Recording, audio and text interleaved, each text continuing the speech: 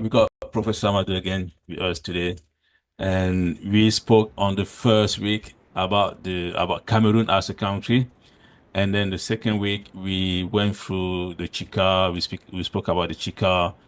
Then we spoke about the Bamileke, and then we also spoke about the evolution of Cameroon map. From the first time to nowadays. And today we're going to be speaking about the role, the enslavement in the context of Cameroon. So Professor Ahmadou is going to take us through the journey, and then yeah, we're gonna after that. If anyone got a question, Professor Ahmadou is here to answer all the questions from the first day till today as well. Also, I'm gonna share Professor Ahmadou detail, phone number, email. If anyone got a question, they want to contact him, they want to find out about anything, we're lucky that he's always available for us. So he's going to be able to answer to your question. Okay. Professor Ahmadou, you go ahead. Okay, thank you so much, Brother Monkam. Thank you to all of you by attending this session, this Sunday session. I know that it is not very easy to have time to discuss every Sunday at this age of time. So today we will talk about the scopes of enslavement in Cameroon, and then we can look all the dimensions related to slavery in Cameroon to understand how it began and the evolution of the system, and then what are the heritage, what is the heritage we can trace today in relation to slavery in Cameroon area. And it will help us to understand why we have that diaspora abroad in Americas, in Europe, in Asia. So we have Cameroonians, we have peoples of Cameroonian origin. How and why? What are the history processes that occurs and led to that situation? And by this, we can better understand the situation, and then we can also build reconnection by knowing the historical processes that led to the present situation. So I have to share my screen. So we entitle it the dimensions or scopes of enslavement and the slave trade in Cameroon area, internal dynamics, external connections, and memory issues. And the guidelines, we have a small introduction. We will talk about the origins, about existence or non-existence of slavery before external impact. So to name them Islamic situation, context, Islamic situation, and transatlantic. The linking of the Cameroonian coast and the interior countries to the transatlantic trade. And then after, the northern Cameroon system connected to the trans-Saharan slave trade. And we can talk also about resistance, about abolition in Cameroonian soil, and colonization, the impact of those factors in the evolution of slavery in Cameroon. And then after the current aftermaths, we can finish by talking about the heritage of slavery or enslavement processes, the question of memory and cultural tourism, which are developing nowadays. And then we can conclude with some remarks.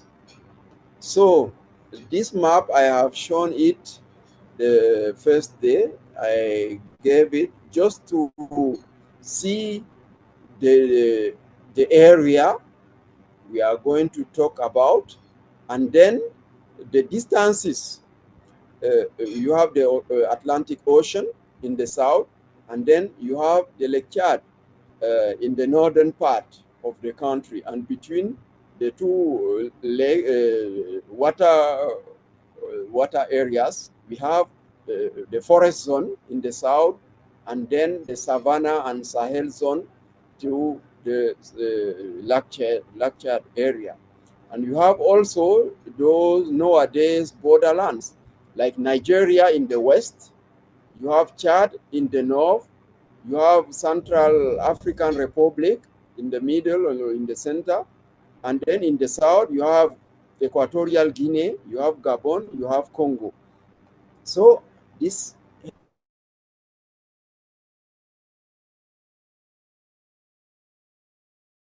border in the past, the Cameroon no exists. We have area where without those boundaries which are built by the colonizers. So to introduce what we are going to talk about, I start with some definitions. What is a slave or an enslaved? We have four. I have taken two criteria to define the enslaved. First, whether in African soil or abroad, the the enslaved is different. You have the otherness factor, which is very important. He differs because he is not born in the area where he is or she is enslaved. So a slave was a foreigner. A slave was not born in the area. A slave is different by color, different by race, different by religion, by culture. So this factor of difference is very important to define or to identify a slave or a person on whom you have the process of enslavement. You have another factor, another criteria, which is property. A slave is always a slave, subject to a master. He was prisoner, he was captive. You have the master and you have a slave. Without master, there is no slave. No slave without master, whether a person or an institution who own the slave. Before the ownership, there is no slave. You can have a captured people or a prisoner, but the slavery system, the condition of a slave began with purchase by a master, with the relations of ownership. And if you go further, you know that if you purchase a slave, it is like if you have a baby child. What you have to do first, to give him a name. You have to give him a name. The slave you sold in the markets, slave markets, they have no names. They arrive in a foreign soil. So the master who purchased a slave give him a new name to begin a certain form of resocialization of the slave, because he was harassed from his country of origin, but now he want to be resettled in another area. So the master gave him name, and you have, if you go further in that naming system, in the area where slavery was practiced, you will know that those names are chosen according to many factors, and it depends on the will of the masters. The third factor, you have hereditary status, because slavery is transmissible to his descendants. A slave can give birth to another slave. So you have this link, this factor of descendants. So continuity in the with blood and hereditary way. You have also in the systems that slavery was practiced, the question of manumission. So manumission is the way by which slaves again go to freedom. They were liberated by manumission. Emancipation passed through manumission. So it is that is very different. Now nowadays we are talking of slavery, new form of slavery, but in the new form of slavery, you don't have all those criteria. A new slavery was practiced on every person without necessarily being a foreigner or a different person. Just exploitation, sexual exploitation, and many other forms of exploitation.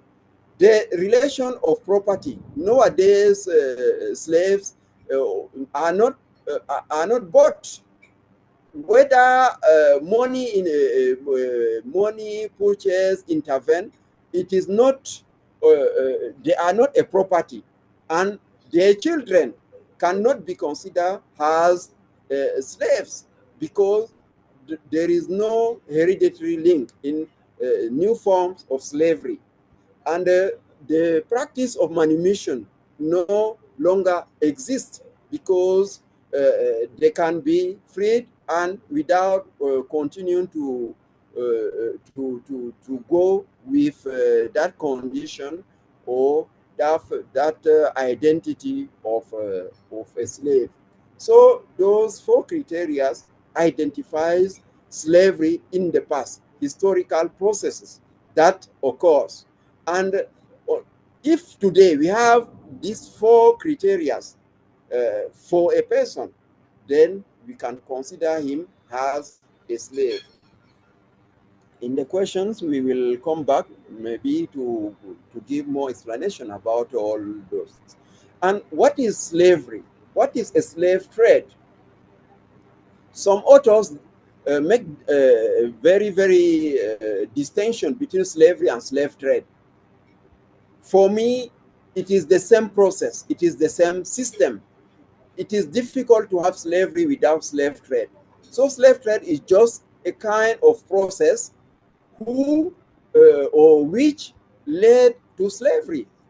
Slavery, you can define it as an articulated system from places of capture. So you have people raiding, going to capture another peoples, neighboring peoples, different peoples. They detain them, they transport them, they sold them, they exploit them. Maybe we can have some liberations also, and with its actors of slavery, those who capture, those who transport, those who sold, or those who buy slaves. So you have different techniques which intervene on exchanges related to that. You have conditioning, as you have to lead the slave to the markets. So you have to condition it as a product, as an item, and you have to do good presentation of the item to have also good price. And you know, many prices are practiced, many currency devices have been used to buy, and a slave is an instrument of work, but a slave is also a currency to buy other goods. Slave trade means is related to the means of acquisition of or alienation of a slave. So this is the main trade or commercial dimension of a slave. To how you acquire the slave.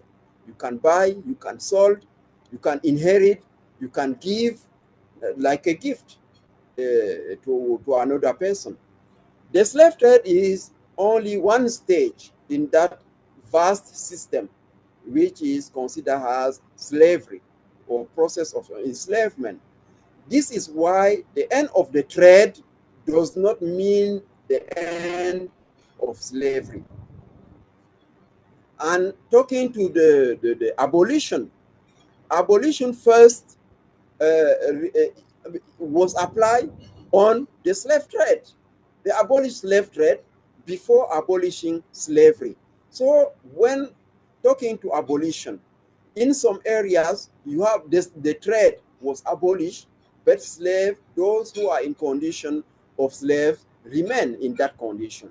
It is what we observe in different areas in Africa. They continue after abolition, slavery remains. They're no longer going to, they are not, the masters didn't go to raid or to salt in the market, but those they have in slavery continue to be their slave. Their descendants continue to be considered as slaves. So you have slavery without slave trade at that time.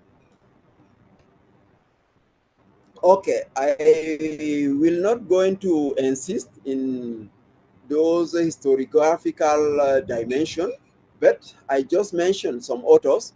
You can look for them in the internet. You can have Meassou, you can have Mies and Kopitov, you have Memel Fote in Ivory Coast. Though they are the first to study slavery in Africa, because after abolition, slavery was studied in Americas, in Europe, and so in some countries in Europe like England. But in Africa, you have to wait until 1970s after independence and there are many reasons to explain why the study of slavery remain very little, less addressed in the continent after the abolition, or in some countries like France in relation to slavery.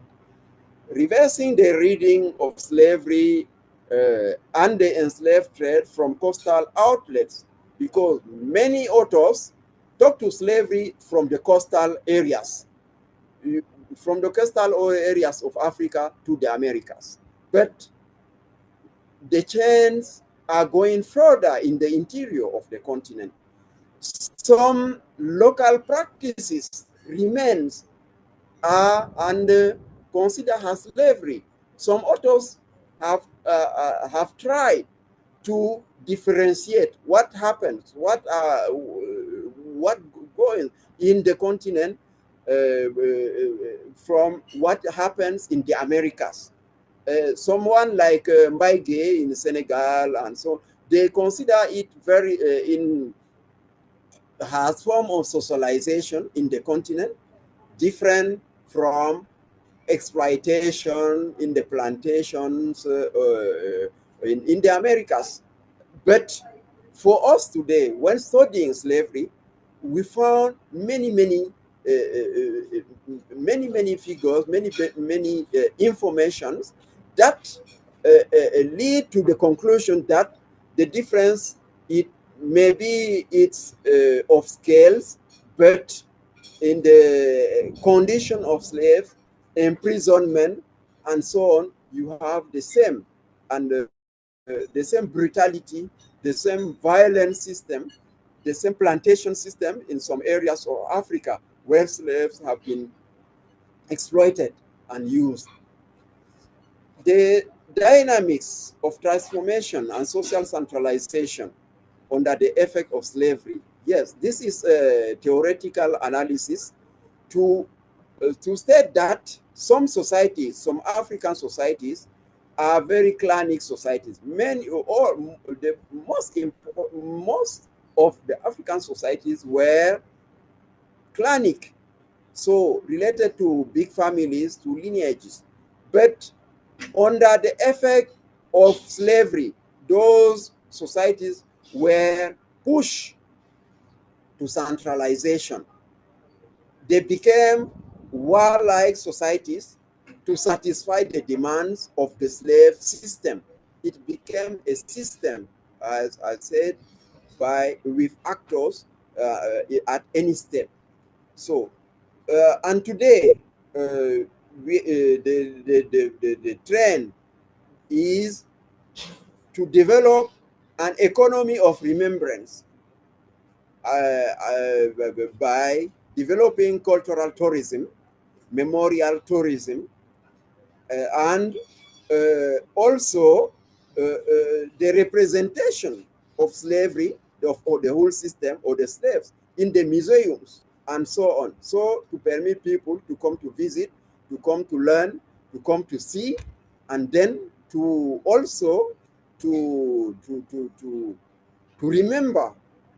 The question of remembrance is very important today. So all that can be considered as a development of a kind of economy of remembrance related to the slavery.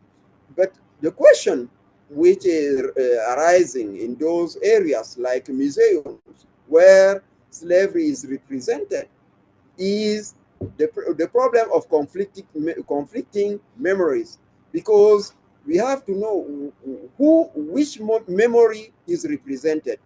Is it of slaves or the masters? And in some area, it is a very, very big matter of conflicts and of discussion between the two sides. To talk about the origins also, is it slavery exists in Africa or not before Islam and before Christianity, before the coming of European powers? And when we look to the African societies, it is difficult to find in the practices of the societies before the intrusion of foreigners, whether Arabs with Islam or colonial powers with Christianity. It is difficult to find some practices as slavery, because you don't have any slave market in the African soil. You didn't have before the coming of those foreigners who developed the circuits, the markets, and so on, and developed the demand for the exportation of peoples from Africa. Some scholars consider Egyptian laborers as slaves, but it is a matter of concern. But most of scholars didn't consider those who built the pyramids as slaves. They're just laborers. They were paid a certain salary to do the job. So if you go to the example of the Malian or the Mande people in Mali, you have this charter of Kurukan Fuga adopted in 1222, by which the emperor of Mali proclaimed that one life is not more ancient, no more respectable than another life, and that no one will place the bit in the mouth of his fellow men to go and sell him.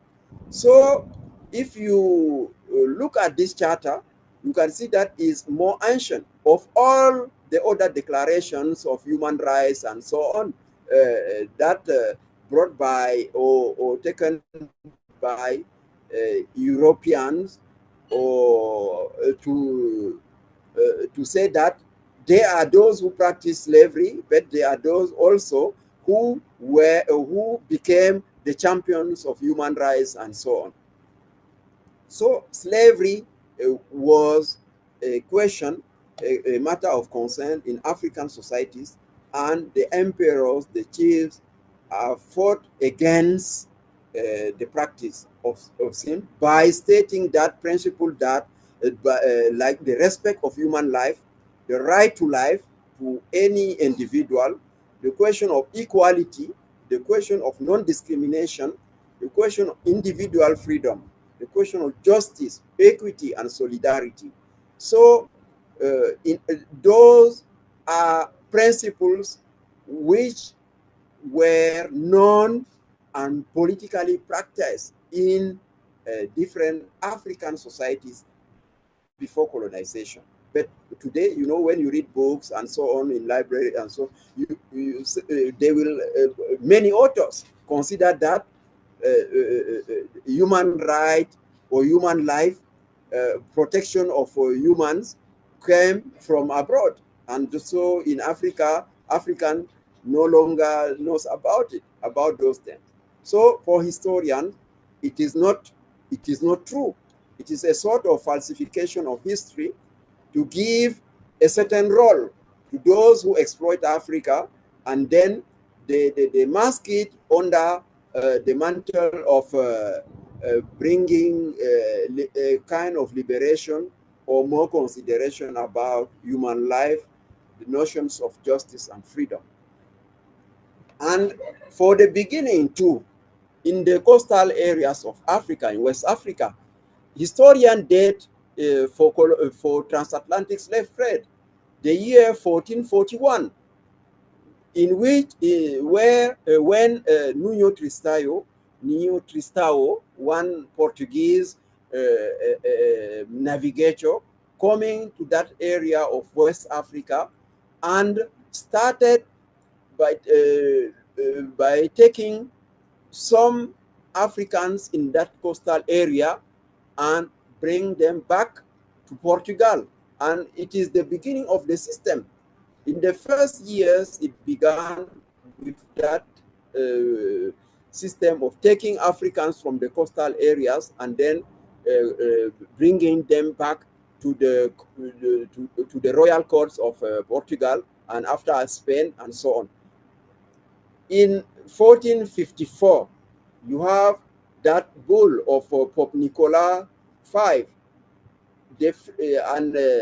I quote, "the free and ample faculty to invade, siege, capture, deport, and subdue all Saracens and other enemies of Christ anywhere, to take possession of the kingdoms, principalities, and possessions, and of all their movable and immovable goods, and to reduce the oppression to perpetual slavery, and to take the sovereignty of their kingdoms."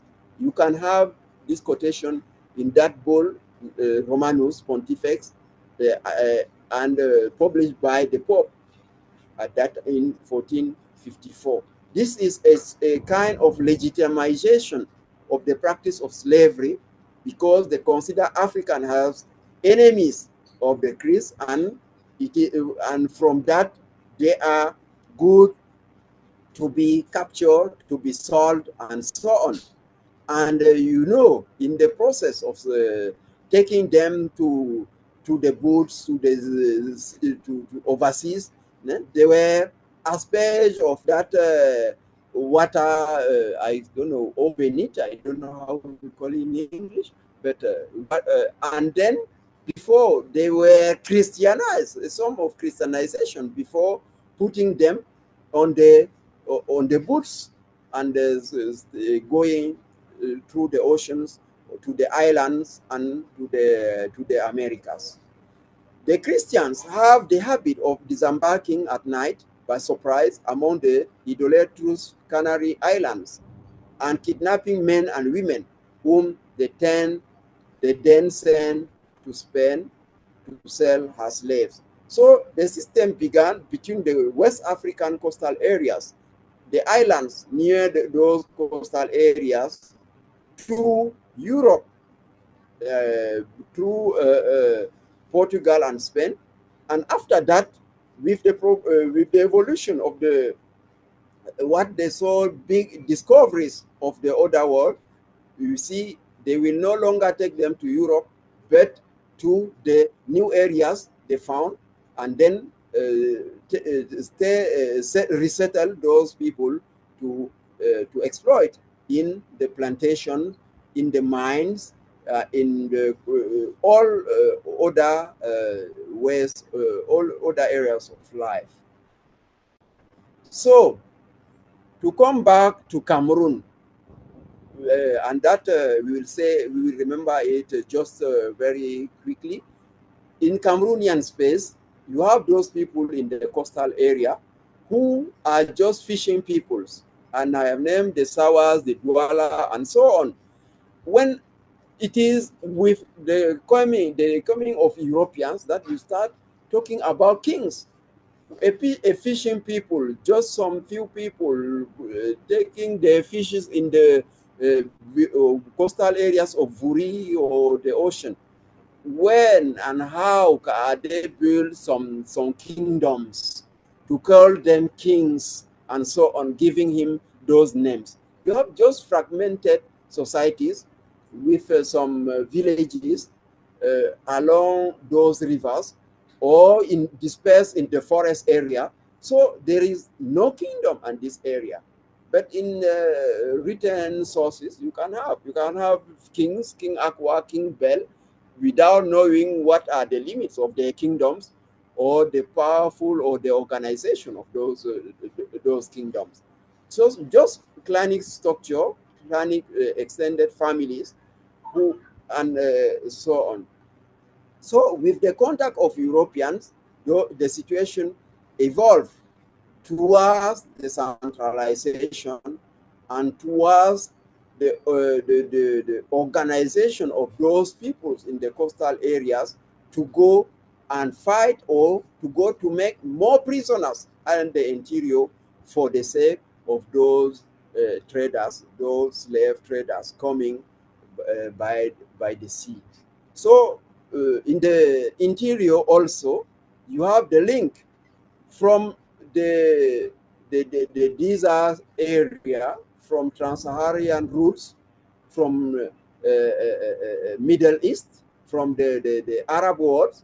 You have those traders, those caravan traders coming on, crossing the Sahara, and then trading with the people around the Sahara, which was at that time very big market, and you have very big trade routes crossing the Sahara, and then till the shore, that forest zone to the south.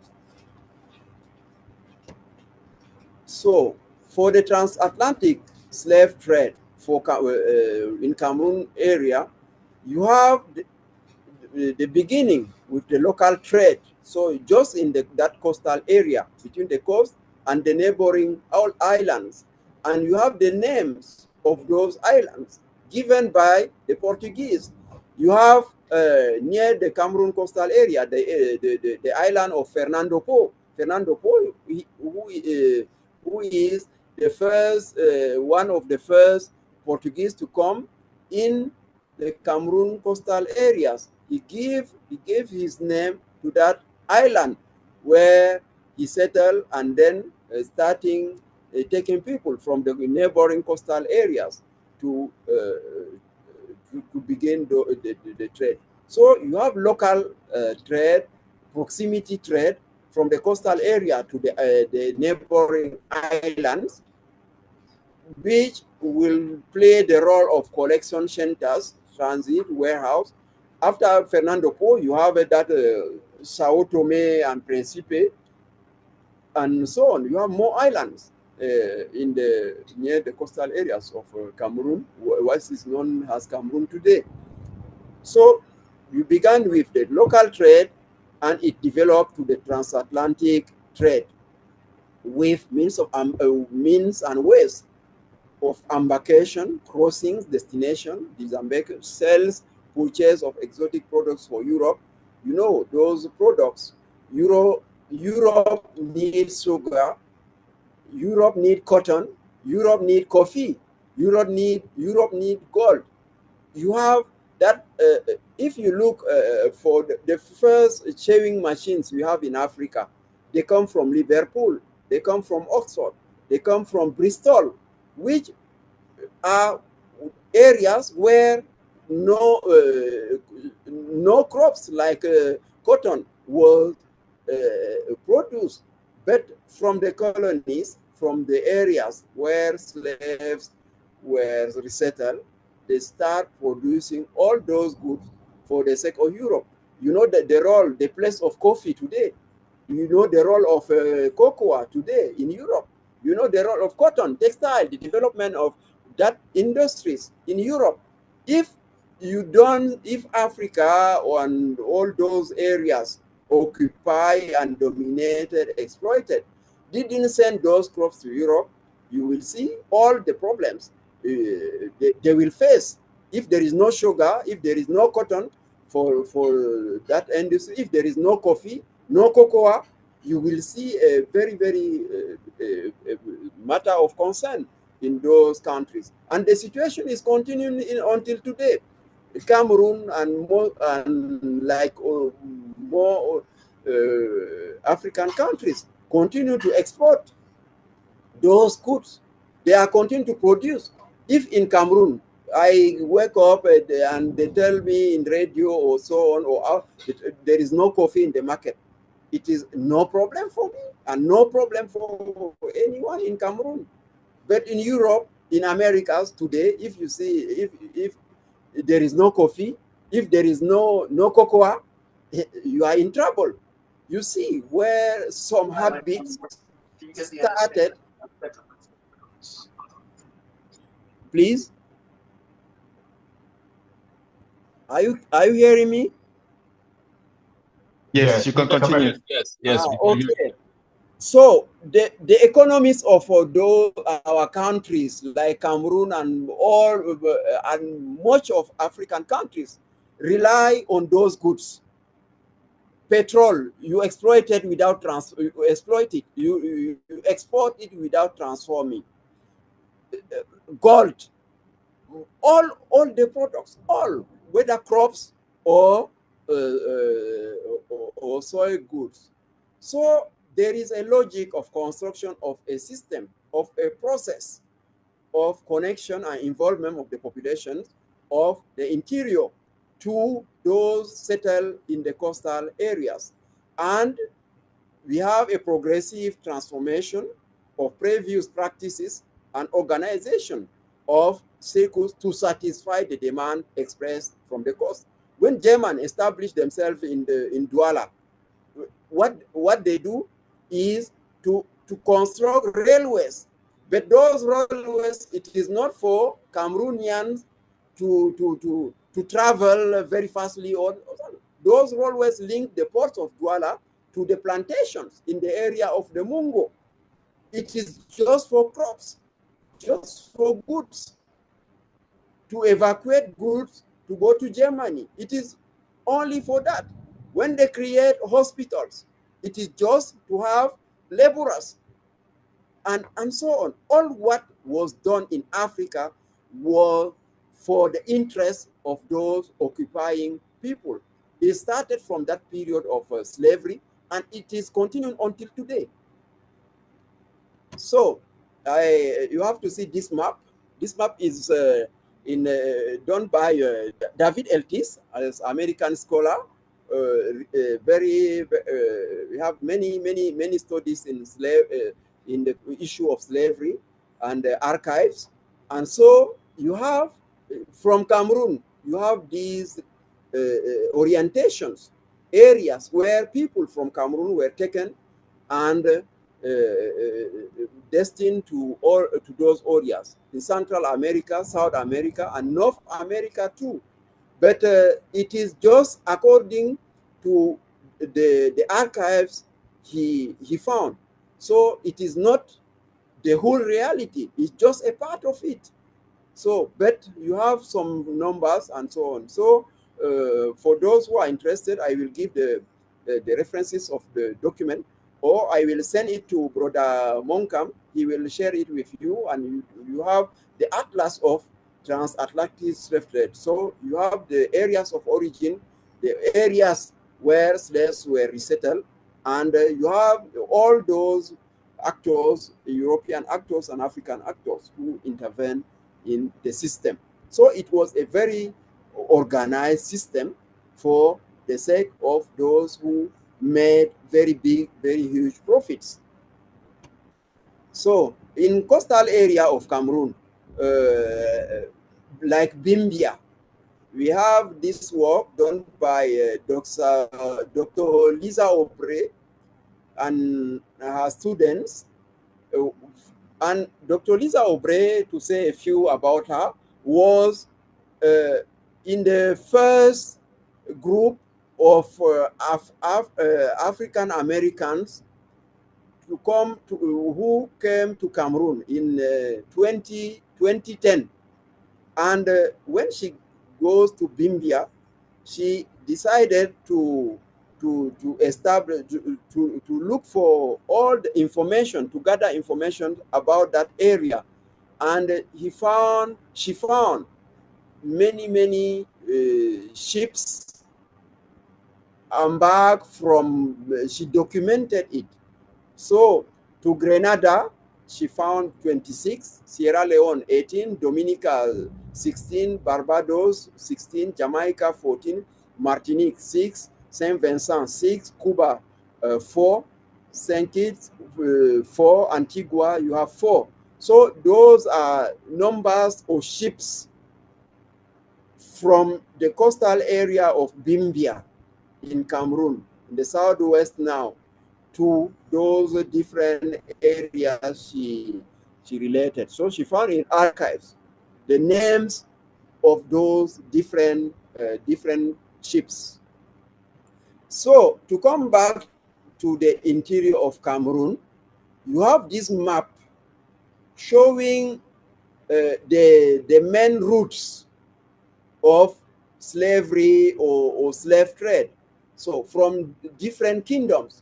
If you go to Fumban, you see from Fumban, you have the routes passing from to Bangante, to Yabasi, before going to the Vurishros in Douala.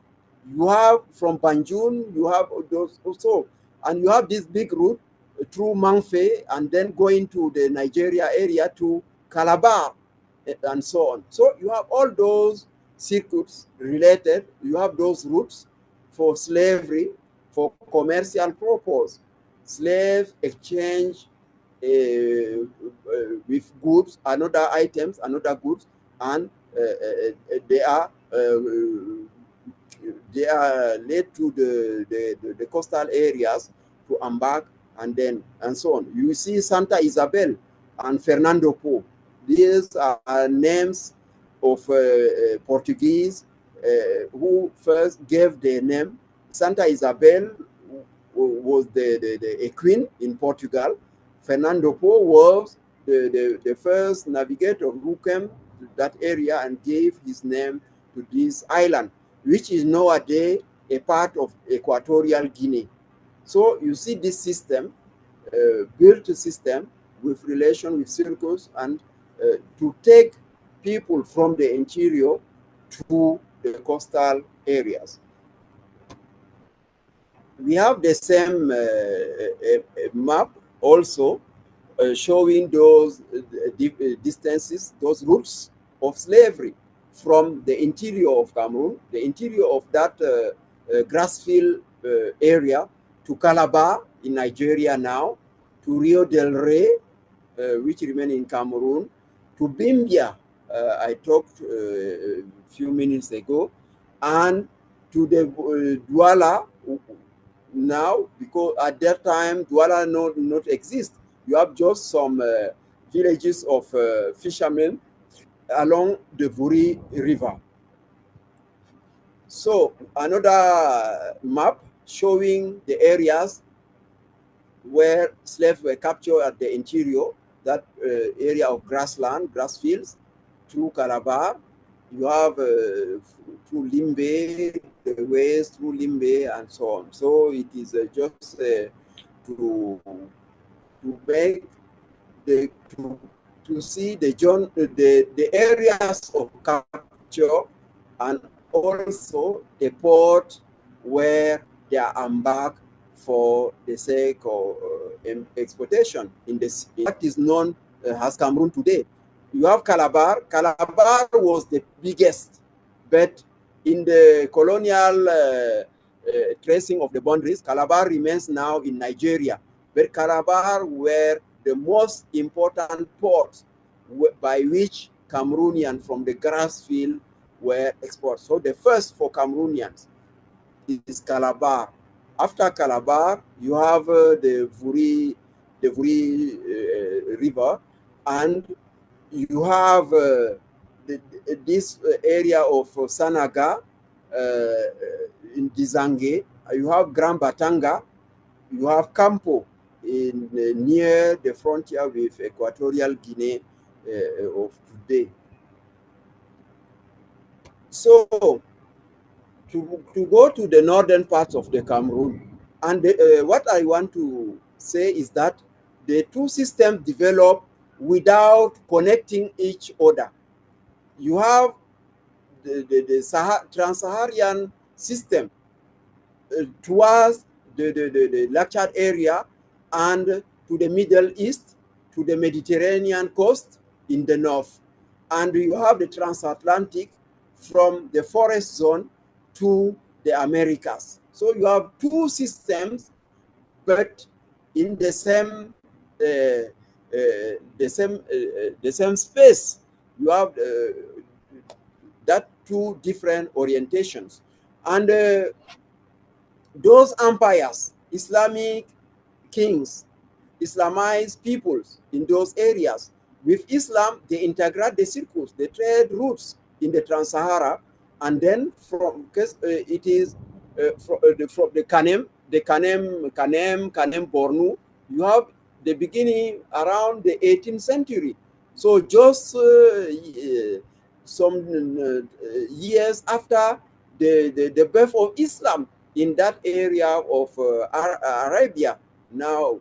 So from there, Islam expand to the northern part of Africa, to the Sahel zone, to the Sahara zone, and so on.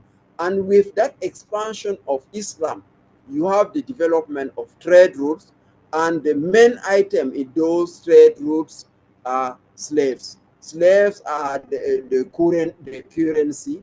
Slaves are those who constitute the labor, and they are the porters of the goods taken in those different areas.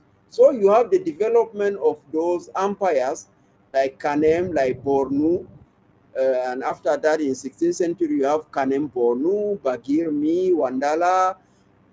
All those kingdoms leave first. The first important item of those kingdoms was the export of slaves. You have also the case of Abraham Hannibal.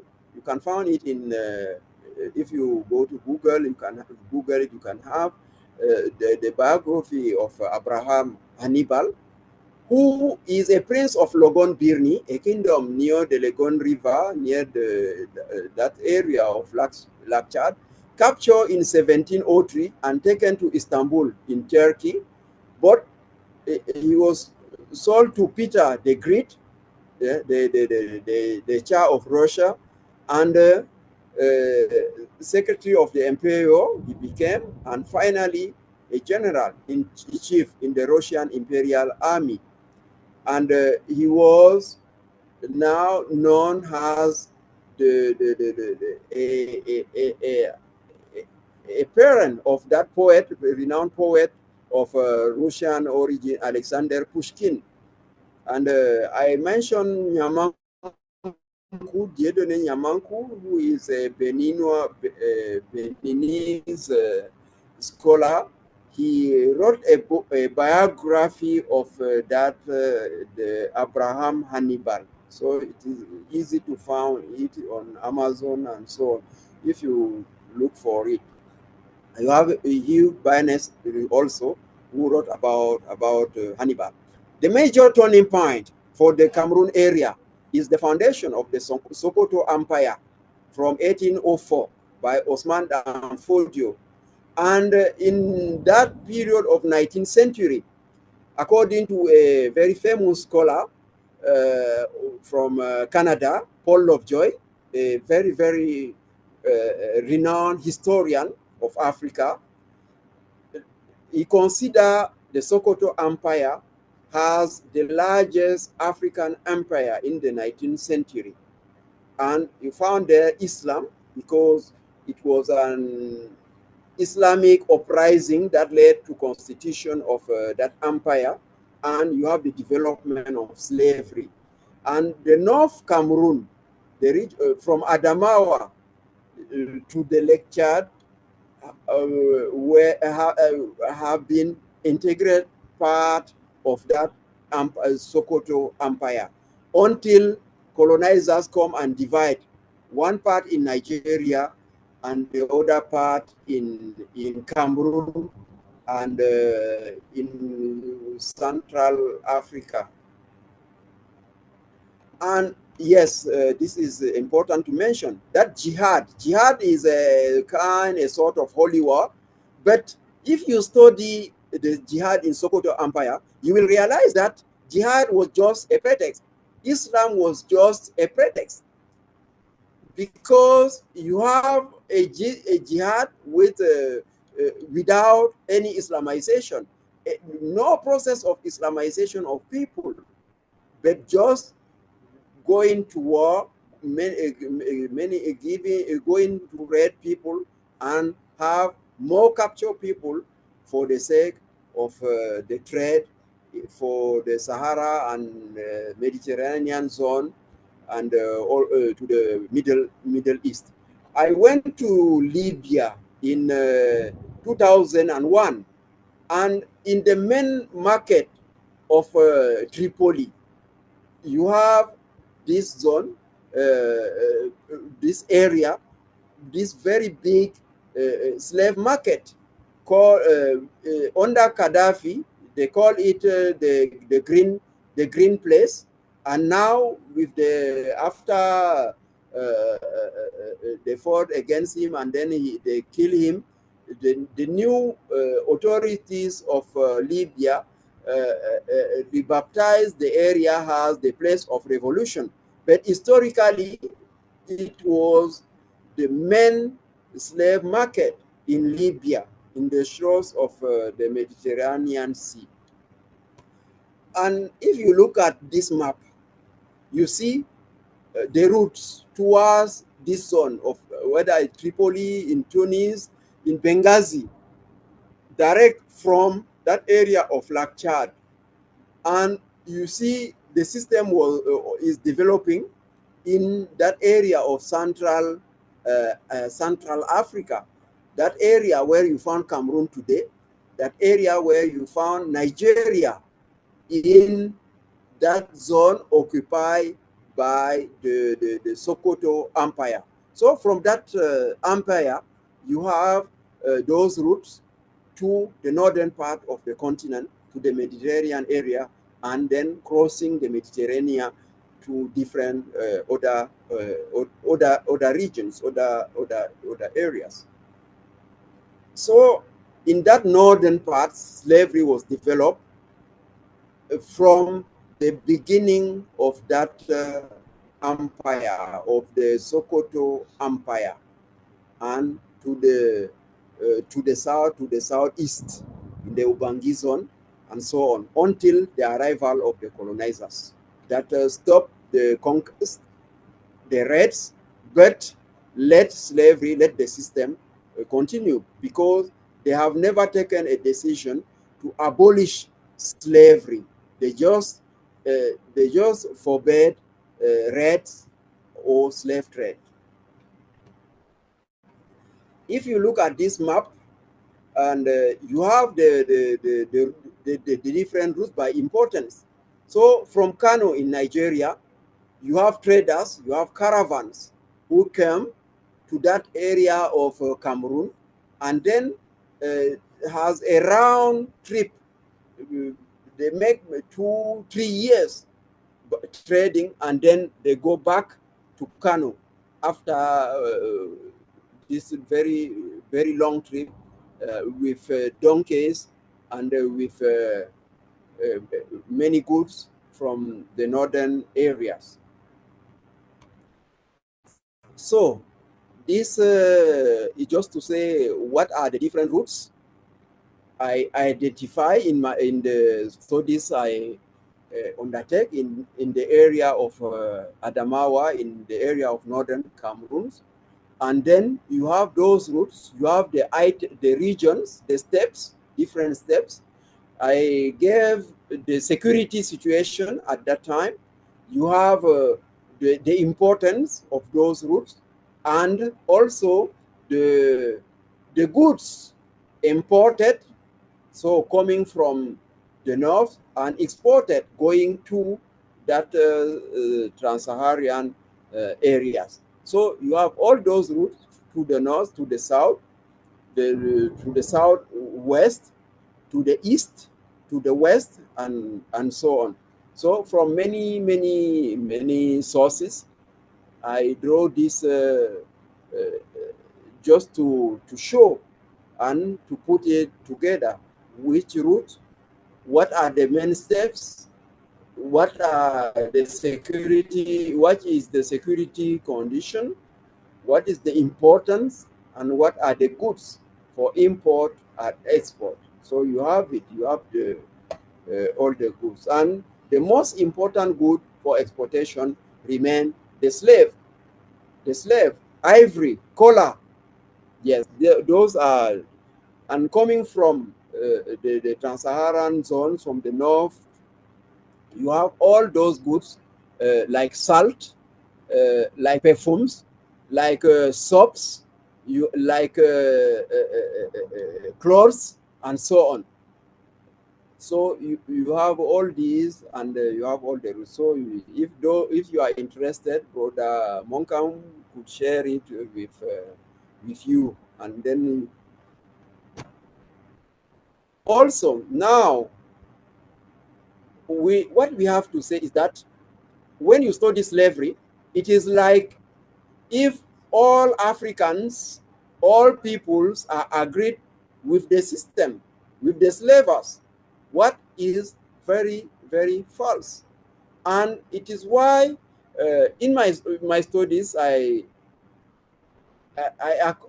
give very, very huge importance to the question of resistance to capture and raids. And I found many sources showing how people organize themselves to resist by escaping, by refuges in the defensive sites, mountains, caves, and so on. How people build the defensive systems, how they develop weapons to counter the attacks, and so on. So you have during slavery too, when those who are enslaved, they struggle against the masters, they refuse to work. You have the revolts, you have the running away, and so on. And in that dimension of running away, women were very, very, very considered at that, and I have found many sources about women running away from the masters, from the palaces, from the houses, and seeking for security outside of those palaces, where common people can think that the life is so good, and so no one will intend to escape. So, which is not true, which is not good. And with the coming of Europeans, the question of abolition from 1807, when British decide to abolish slavery, they said to abolish slavery, whether they abolish just slave trade without abolishing slavery. So we have external struggles imposed on the chiefs in the Douala coastal area with King Aqua, with King Bell, with King Manga Williams and many other kings in the coastal area, they signed a lot of treaties forbidding the pursuing of slave trade in the coastal area. And those chiefs, very involved for many years in the system, asked in return for compensations to the British colonial forces coming in that area, and so on. So, and you also have some colonial decrees taken in the coastal area by Germans, by the English occupiers, and the French as they go through the interior to occupy and to exploit people. And from the time the system was abolished, and talking to abolition, the reasons given for abolition for Europeans, when you read historians, you read books, what is put out is humanitarian sentiments, which is not true. If you look, what is the power, who benefits from slavery, from slave trade? It is the British. First, in all categories. They came later, but they were the men who profit from slavery. And if you take in the beginning of the 19th century, where you found industrial revolution, it is also in Great Britain. So it is a relation of cause and consequences from the industrial revolution and the abolition of slavery. And some European historians didn't want to make this link. For them, it is just to put out humanitarian sentiments of Europeans who decided just to abolish because they realized that Africans are human. But the same Bible they use to trade people, it is the same. In the same Bible, they found verses to say to use against slavery. So from the time industrial revolution started in English, started why? Because of enrichment from exploiting the colonies. You have United States, all those states, there's the 13 first states are British colonies, and they were exploited. You have all those items I mentioned, cotton, sugar, and so on. They were taken from the Americas to Britain, and it permits the development of cities like Oxford, like Bristol, like Liverpool, and so on. They became very industrial and textile cities. Europeans focalized their action by repressing the fighting against slave trade, but they have not developed very good action against slavery, the remains of slavery, and people continue to practice it until today, whether in the Grassfields of Cameroon or in the northern parts. You have you can identify easily those who are descendants of slaves or former slaves. Okay, so there is a kind of accommodation of colonizers in a sort of colonial realism, because kings are those who have many slaves, and the kings are those who can help the system to work because they didn't have enough personnel, and so on. Everything, and there is this quotation. When I am doing field research, they told me everything the white man says in the office, he quickly forgets as soon as he gets home, because his comfort, his food, his orders can only be assured with the maintenance of the system. So to give a picture of some architecture related to that practice of slavery, raids against peoples, in that valley, Logon Valley, Logon River Valley, you have the Musgum people, and then they develop this architecture because they want to face the fires, because some raiders, when they came, when people fried away, what they do is to put fire on the houses. So to resist and to avoid it, what they do is to they develop this kind of construction, and it permits them to resist. And when they are inside, it is easy for them to fight against a horse rider or a people coming from outside. You cannot see the person who is inside, and then you can attack him more easily. And you have this slave raider in that area coming from Sudan to the Bornu. So in this lectured area, named Rabba or Rabbi in the English denomination, they call him Rabbi. In the areas of Logon, they call him Rabbe. In French, they write Rabba. So you have Rabba, you have Rabbe, you have Rabbi, to name the same person. I have, in a contribution to the Oxford Encyclopedia of Slavery, on slavery we are editing, my contribution is the biography of that slave, Rabba. So it is possible I can share it with you, and you will find it when the encyclopedia will be available. But online it is already available.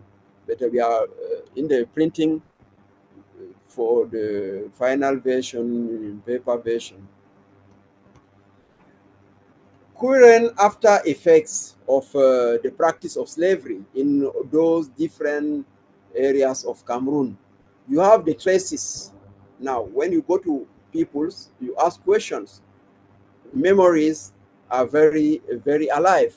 You have the attitudes, you have the behaviors, and in public appearances of the sovereigns. If a king comes out, you can distinguish his suite, in his suite, the conditions of different peoples accompanying him, whether in the Grassfields or in the northern parts of the country. And you have that's what I call discriminatory prejudices. When it happens, when a person want to marry, want to look for a wife, when you go to the family, they make a sort of inquiry in your genealogy. What is known is that a slave didn't have genealogy. A slave remained to his family masters and so on. And if they cannot trace your genealogy, it is difficult for them. And if they found that in your genealogy you are of slave origin or descendants, some families refuse to permit the marriages between people, and that this situation is found, and in many if that in these northern parts of Cameroon, a slave or a slave descendant cannot lead to the prayers at the mosque, nor going to go to pilgrimage in Mecca, for example. So you continue to perceive and to see those discriminatory conducts in the area. A kind of perpetuation of slavery in coastal kingdoms, Grassfield chieftaincies, Bamun Sultanate, Lamidas of North Cameroon. You can find, it is easy for you to distinguish or to perceive the conditions of the peoples until nowadays. Descendants of non-liberated slaves continue to exist, and you have some disabilities attached to the status. So they face a sort of incomplete citizenship. And also, you have the problem of recognition. No official recognition. And it is what I said, it is what is still visible reality that we refuse to see. And no specific law about slavery. In the penal code, you have just interdictions of some practices related to slavery, but the question of slavery was not directly addressed, like what have been done in Senegal or in France. In France, in 2001, you have a law passed to the parliament considering slavery as a crime against humanity. In Senegal too, they have taken a kind of law recognizing that slavery is a crime against humanity.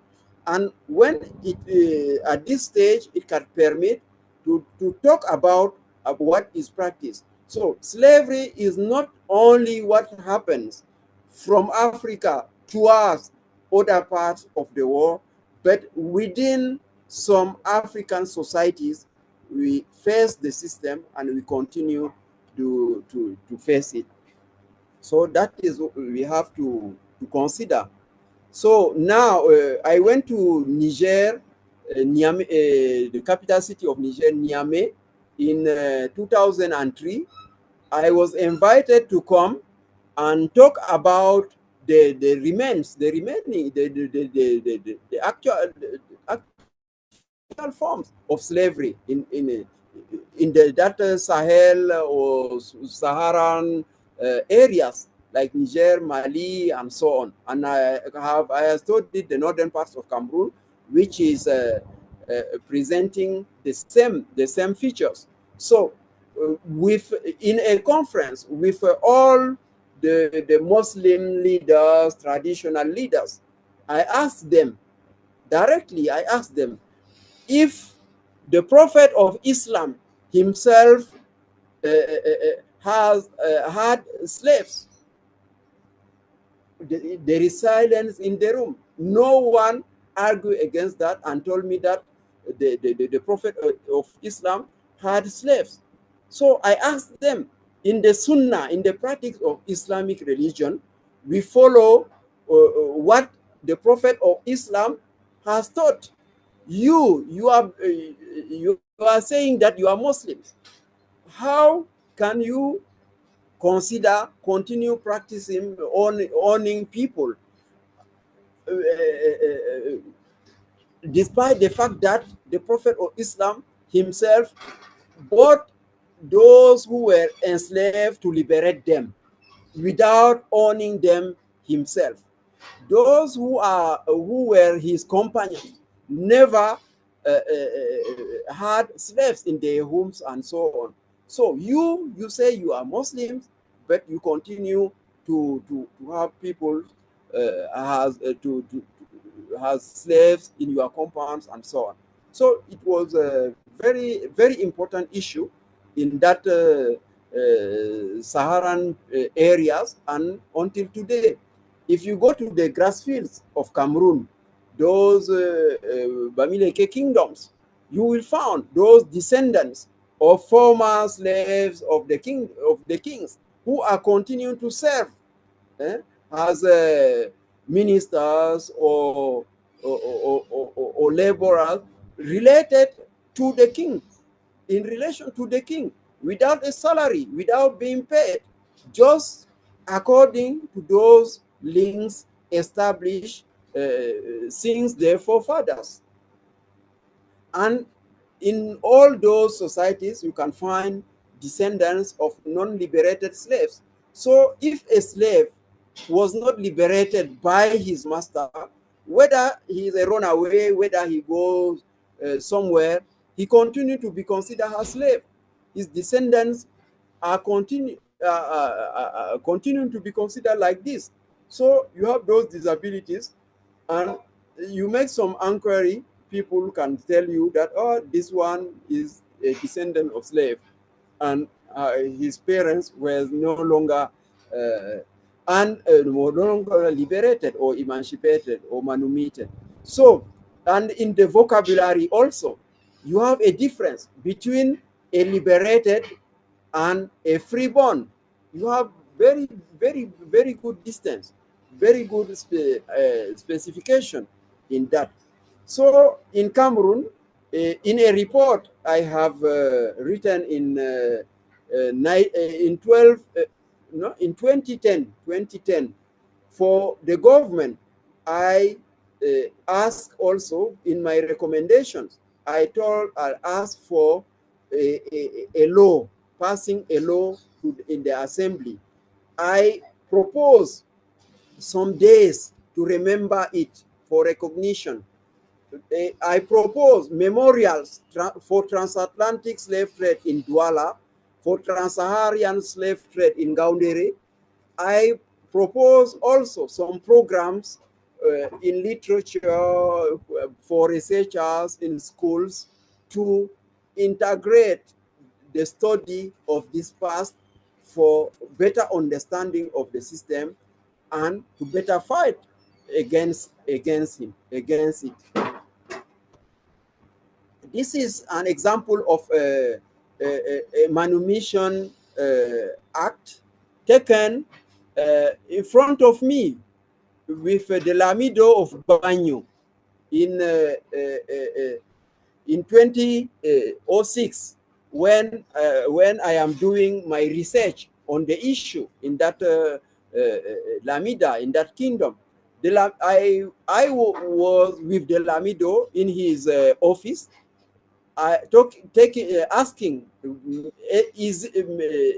if it is continuing to exist some slave in his kingdom. He just tell me, wait. He asked for someone who were just outside to come with us. And when the man comes, he told me this one is asking for manumission. And he signed this letter of this act of manumission, and I take a picture of it at this time. You see, we are in 2006. And so that is to say that the system continue, and for the people of those areas, if you ask, you can identify easily those who are of slave descendants or those who are remaining slaves. We can another dimension of slavery in Cameroon, it is the question of memory related to it. As the practice was widely remember in different parts of Cameroon, what we can do is to identify the vestige of this, what remains and related to the issue of slavery. So to avoid silence, to avoid oblation of that historical past, historical context, that past which no longer passed. We have to identify all the remains and then build museums where they will be consulted by people. And according to that slave route program of UNESCO, and Cameroon is integral part of this, I think we can develop. The report I have done in 2010 was related to that project of slave route program initiated by UNESCO from 1994. Work of collection and safeguarding, elaborating of scientific discourse. It's what we are doing. We are trying to push some studies of students to continue in different areas of Cameroon to study the practice of slavery in Cameroon, to better understand the system and to better fight against it. Memory and cultural appropriation. And you have the pedagogical dimension. We have to study slavery at all levels in our schools. So, and to inform the general public, because what we study until recent years in our schools is transatlantic slave trade. It is, we don't mention what happens in African societies. And in books, what you found is only transatlantic slave trade, where some bad white men came to with ships in the coastal area, took our brothers, and then go with them across the oceans and exploit them in the plantation system in different, very, very difficult conditions and so on. So it is only what is taught in our schools until recent years. So we, as a group, as a scholar, as researchers, what we are doing is to transform, to make evolve those books and so on, used in schools, whether in primary schools, secondary schools, and also at the university level, to study that history, to study, to entertain the memory with development of museums and so on. We are pushing inside Cameroon, in Africa, but if you look at the different parts of Africa, when I started research, I asked for where are the centers related to the the study of slavery in Africa. We only found two. One in Senegal, we found with Professor Ibrahim Achoub in Dakar, in the University of Dakar. We found it in, we funded it in 2010. I was part of it. And the second one is in Mauritius, in the University of Mauritius. So I decided to create a center dedicated to the study of slavery in Cameroon, a non-university center, but an independent center, which is the first in Africa, first independent center related to the study of slavery in Africa. And I gather all those who are interested to the subject in Cameroon, and whether the discipline, where they are study, the field of study, and so on. And now we have a group well organized, well formed, to foster, and then we make students to be of interest, of that interested on that subject, and then to push for a better study of that area. So it's what we are trying to do around Cameroon, and we are pushing for it, for better understanding. When you go to the museums, you have that memory of slavery, and the questions you have to ask is memory of who, or memory of whom, and it is made for whom, why? So you have to define and to study, and also to do all what possible to represent all the sides of the question, to consider the view of the slave, to consider the view of the masters, to consider the view of the society about the situation. When I went to France, in that very big city, involved deeply in the transatlantic slave trade, the city of Nantes, they have built a memorial in Nantes, in the shores of the the river, and they put it under the sea. I asked them, the memorial was named Memorial for the Abolition of Slavery. I asked them, how can liberation could be celebrated under a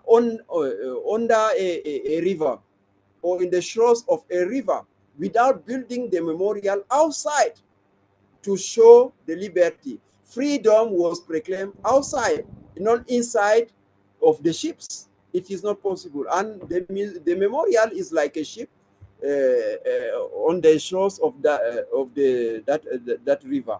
So if you look in Google, you see Memorial of Abolition of Slavery in Nantes. You can watch it. You can see it. All what is done is to celebrate abolition, and abolition give good behavior to slavers, because in French history, those who abolish are those who were the slavers. So, and the city of Nantes particularly fought against abolition. Now, the city of Nantes was against abolition in France. So you see how memories was traduced with in conflictual ways, and to not to traduce the reality of history.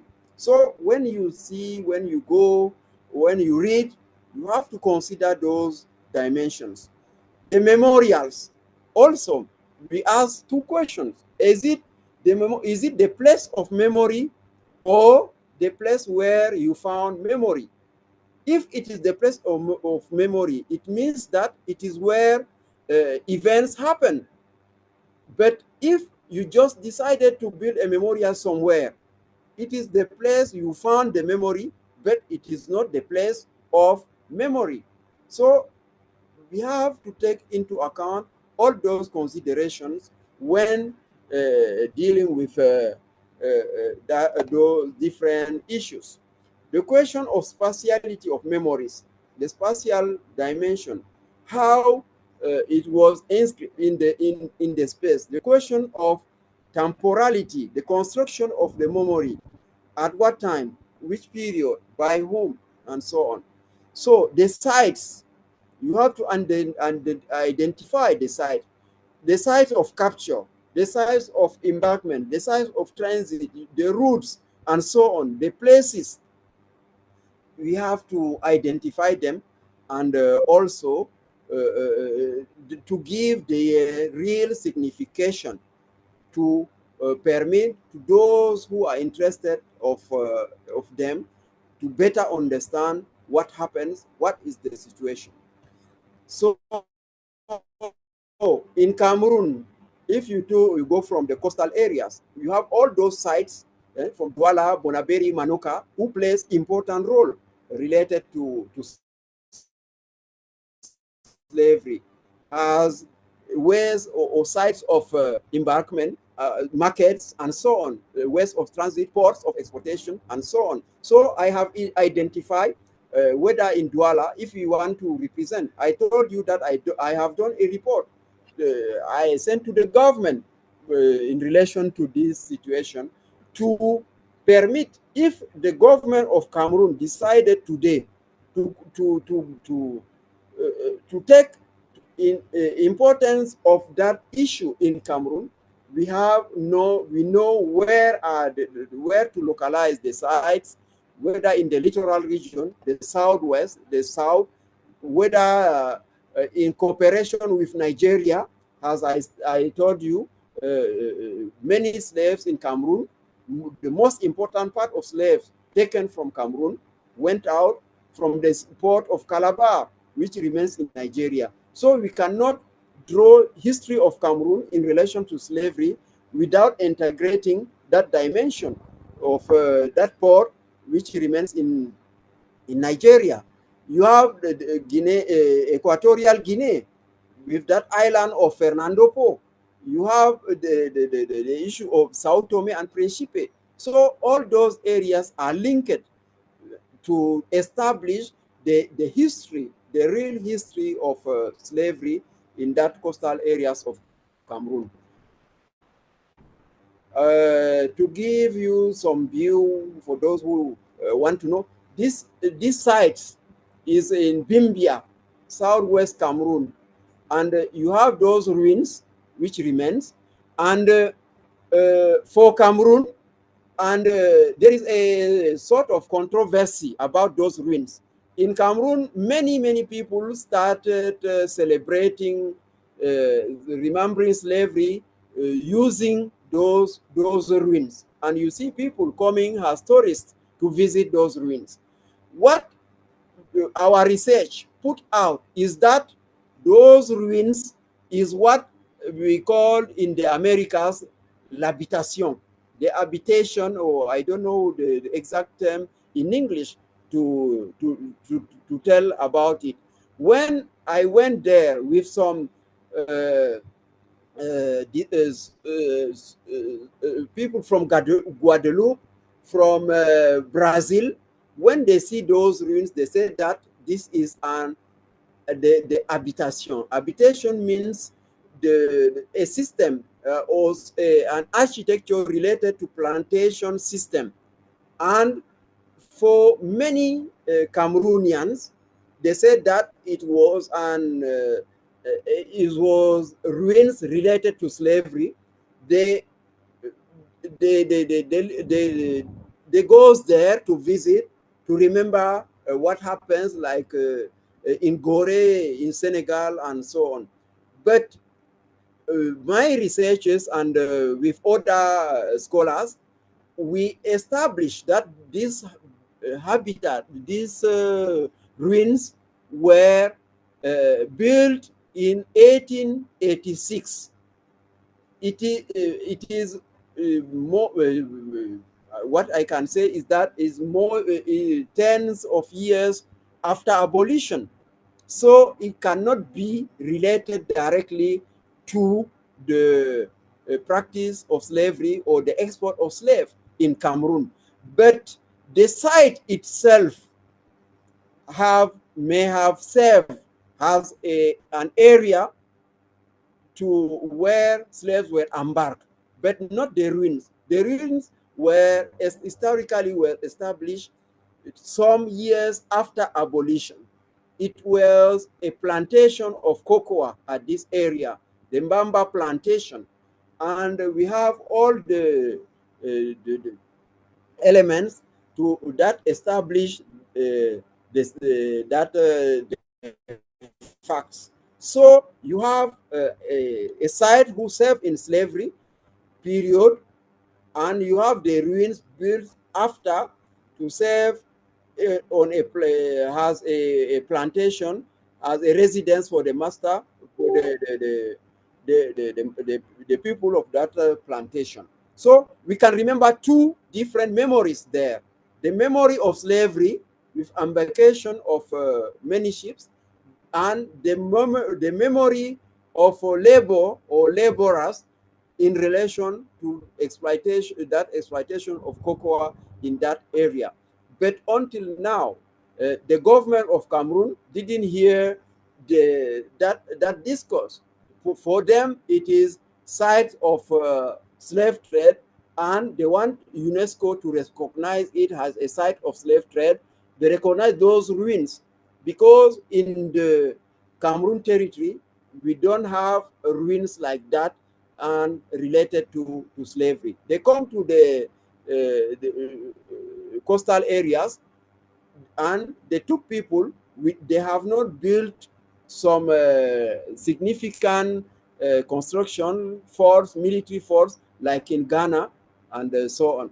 And if I can take the case of Benin, in Ouida, there is just shores of the of the coast, and they decided just to build a memorial to remember what happened in those coastal areas. It is the way I am pushing Cameroon government. We can build something to remember it without necessary forcing to consider those ruins as a part of the history of slavery or slave trade in that coastal area. But it is very, very difficult to make them understand the situation. In that area, you see this beach in the region of Kribi, Grand Batanga. We have found in a museum there near that region, coastal area, this trumpet and this I don't know how to say bascule, who serve to wait some the goods embark in the ships coming in this coastal area. If you go to the Bamun Sultan King, you have this, and in the compound, you see this horse rider is symbolize the past of the kingdom, which was very a very warrior king, very warrior kingdom, and they put slaves. Bamun kingdom have many slaves, and now you can continue identifying descendants of slaves in the Bamun kingdom. I said that we have many cities. All those cities can be materialize that memory of slavery in those different areas. You have that Lamida of Ngaoundere, you see, a column of slave women going out of the palace to look for sun and then to put inside inside the palace. You have that column of that procession of the Lamido. Front, you have the slaves of the Lamida with their arms and the Lamido in the center. And when the Lamido comes out, whether for official or public ceremonies, you have this procession, and you continue to have it until today in relation to that past. I have this picture from 1936.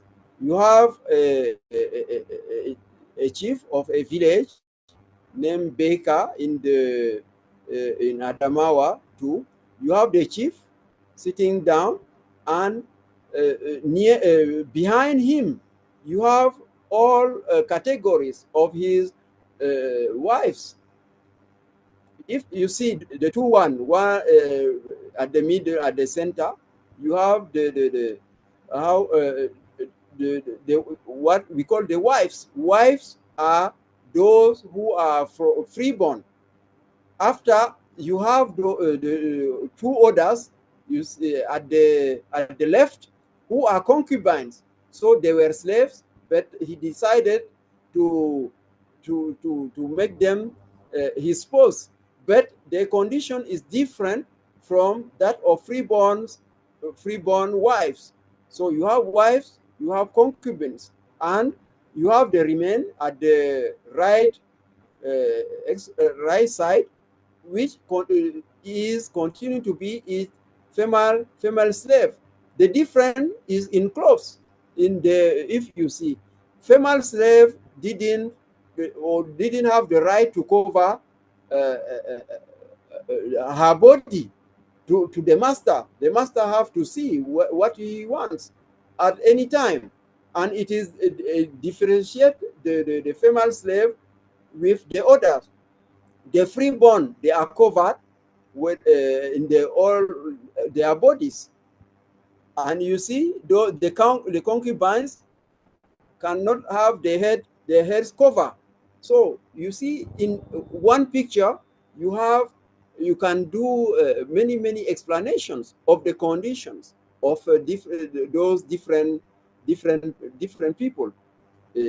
And this is in 1936, and you can find it today. You can also, it is possible to have it.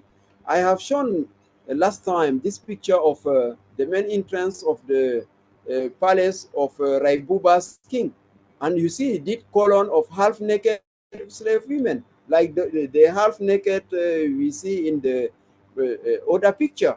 And if today you go to Raibuba, you will see this column of those slave women.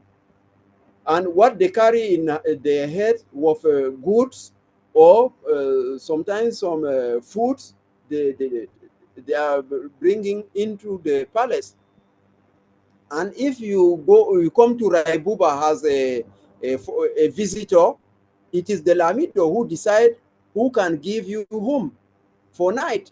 And he sent you a column of such naked, half naked women to come to give you food to eat or drinks for you, all along your stay in the kingdom. You see this procession of the Lamido of Rai. You have the Lamido in his palanquin, and then you have those slave porters who put it up.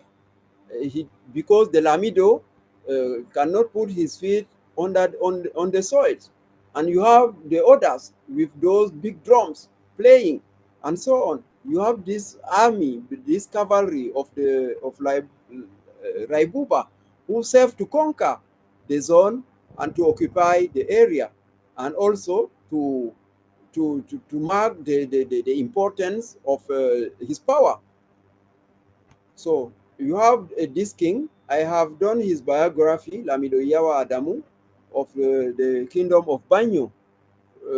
He reigned from 1942 to 1966.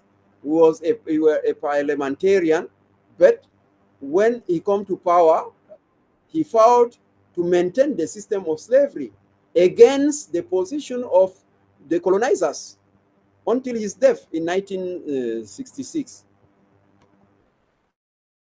So, also in that domain of that dimension of memory, you have recent efforts to promote cultural tourism by some actors, and the main actors in that initiative is that project, the Route de Chefferie, who created the Museum of Civilization. You can find in the Grassfields region. You can find the museum is in Chang, the city of Chang. You have heritage cases or rooms, and you can have like that or of Bamenjida, when it is slavery was very well represented. And you have the Douala Maritime Museum, you have the Limbe Museum, you have the Sahel Route, which are projects route of kingdoms is trying to put up this water route and so on. You have the Tostem project, for which I have worked to be has a what I said. I have directed researches for this project, tourism around the sites of slavery and their memories, to identify and to draw a map to materialize those sites, the itineraries. And this project was for 5 countries. The project covered 5 countries: Cameroon, Senegal, Haiti, Antigua and Barbuda, and France. So, and we established an international traveling exhibition, which is already done. He passed around 8 months in Cameroon National Museum. With the COVID-19, it stopped his traveling in Douala, waiting for better times to go to Senegal, and after that go to Haiti, after being in France and so on. So it was a very big exhibition we put up, and for the sake of the memory of that history. And if you see, you have 3 continents in dialogue. You have Africa, which is represented by Cameroon and Senegal, and you have the Americas with Haiti, Antigua and Barbuda, and you have Europe, which is represented by France.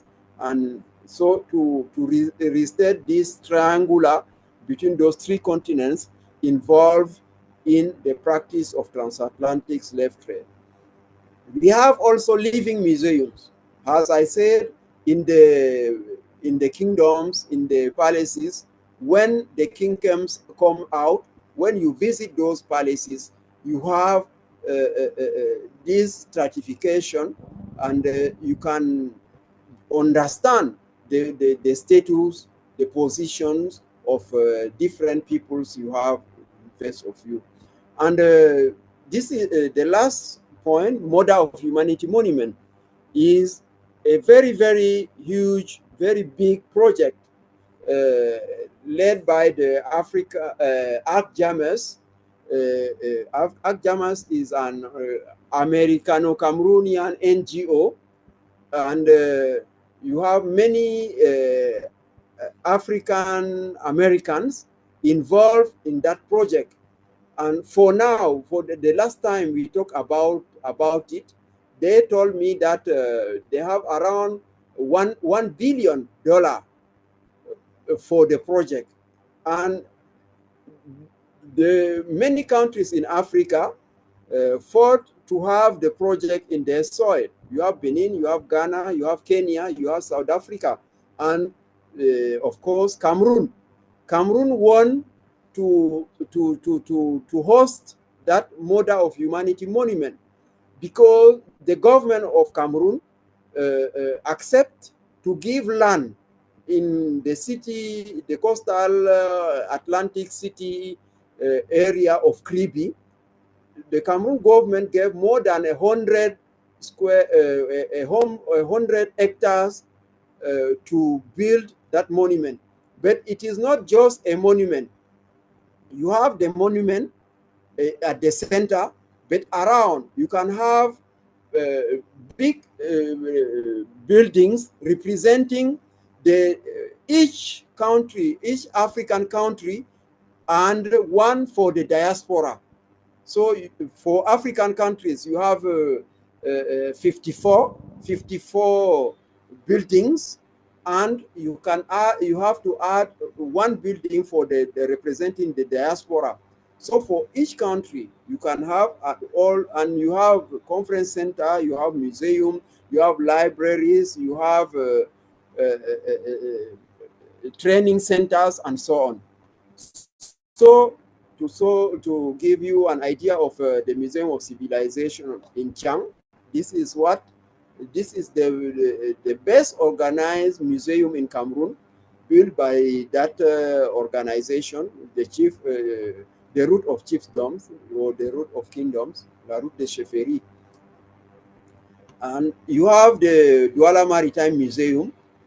And when building this museum, you see it is like a ship, but they didn't want to recognize the role of Douala, the Douala seaport in the Atlantic slave trade. We tried to push it. They said, no, we want a maritime museum, but if we put the question of slavery, the involvement of the port in slavery, it cannot be a good for the image of the museum or for the seaport.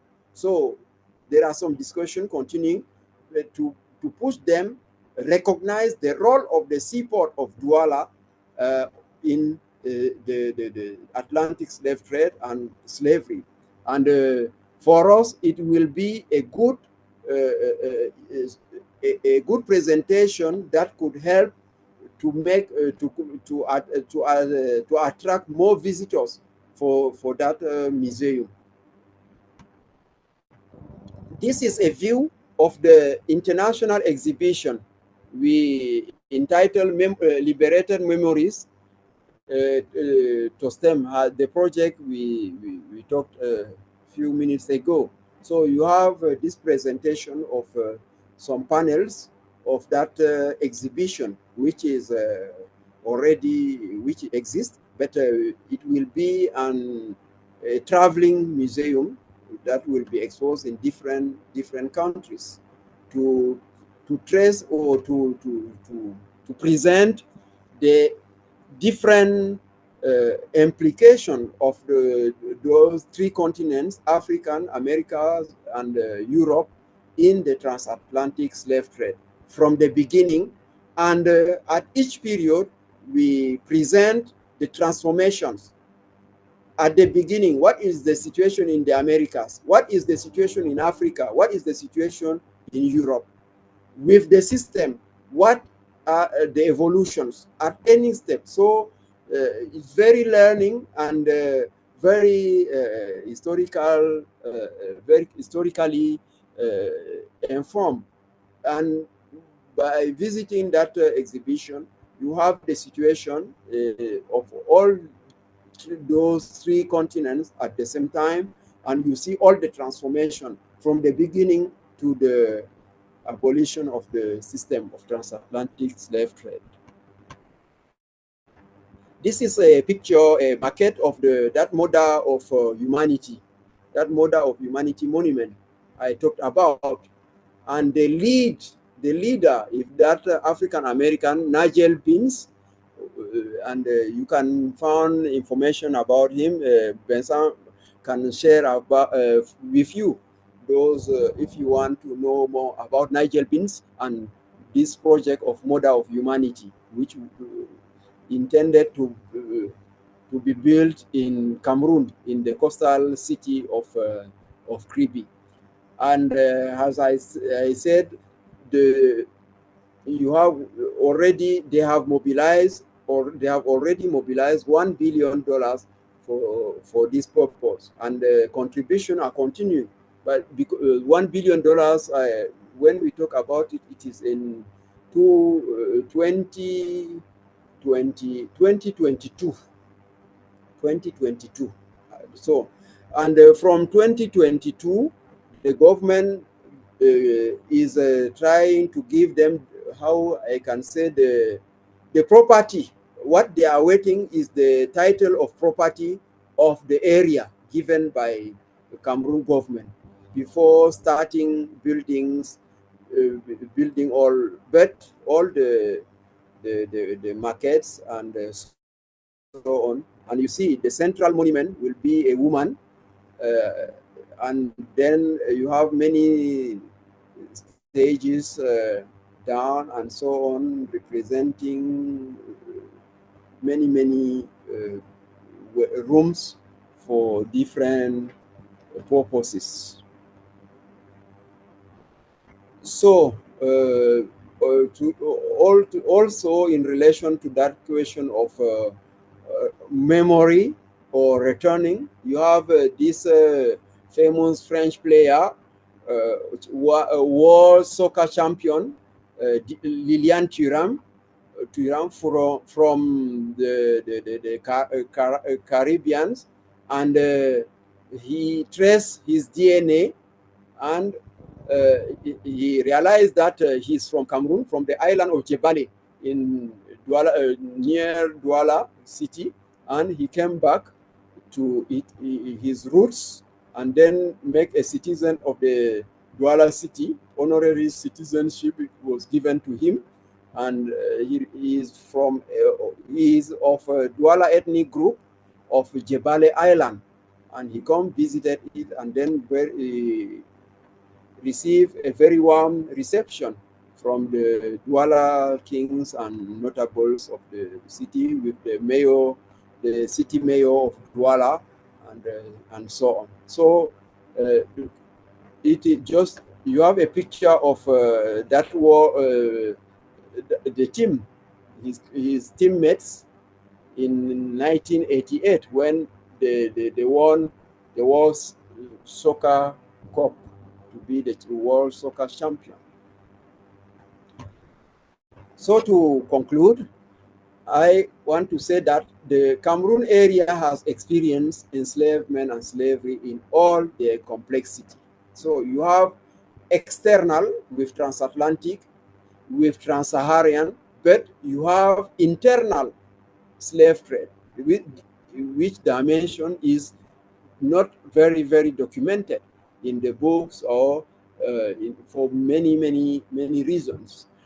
lineage or clan society were pushed to political centralization. Today we have many big chiefdoms, centralized societies, but what people didn't know very well is that they were pushed to centralization to under the system of slavery, because you have to have a very organized society to go fight, to go make and to integrate in the system.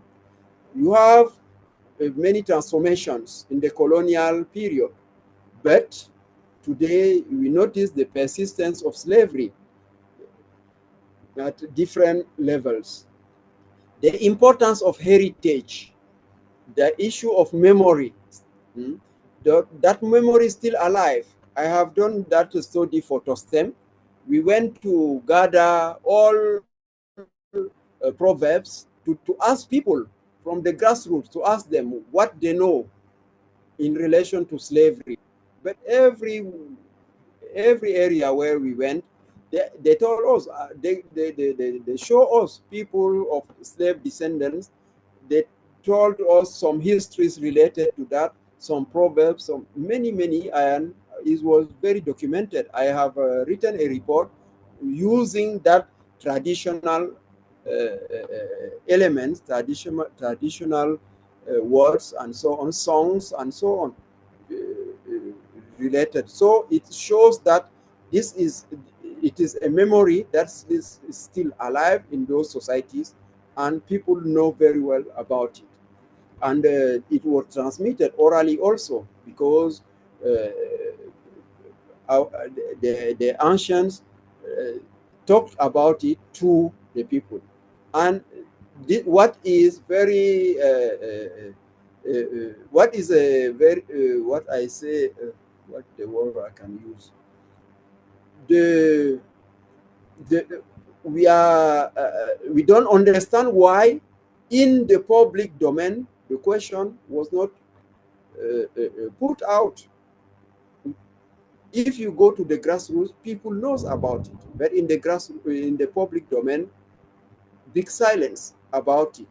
We start talking about it publicly when those who trace the DNA start to come to Cameroon, when they see a big delegation of African Americans receive at the presidency, receive at the prime minister's office, received by ministers, and radios and televisions start talking about it, newspapers writing about it, then people start talking, asking questions about it.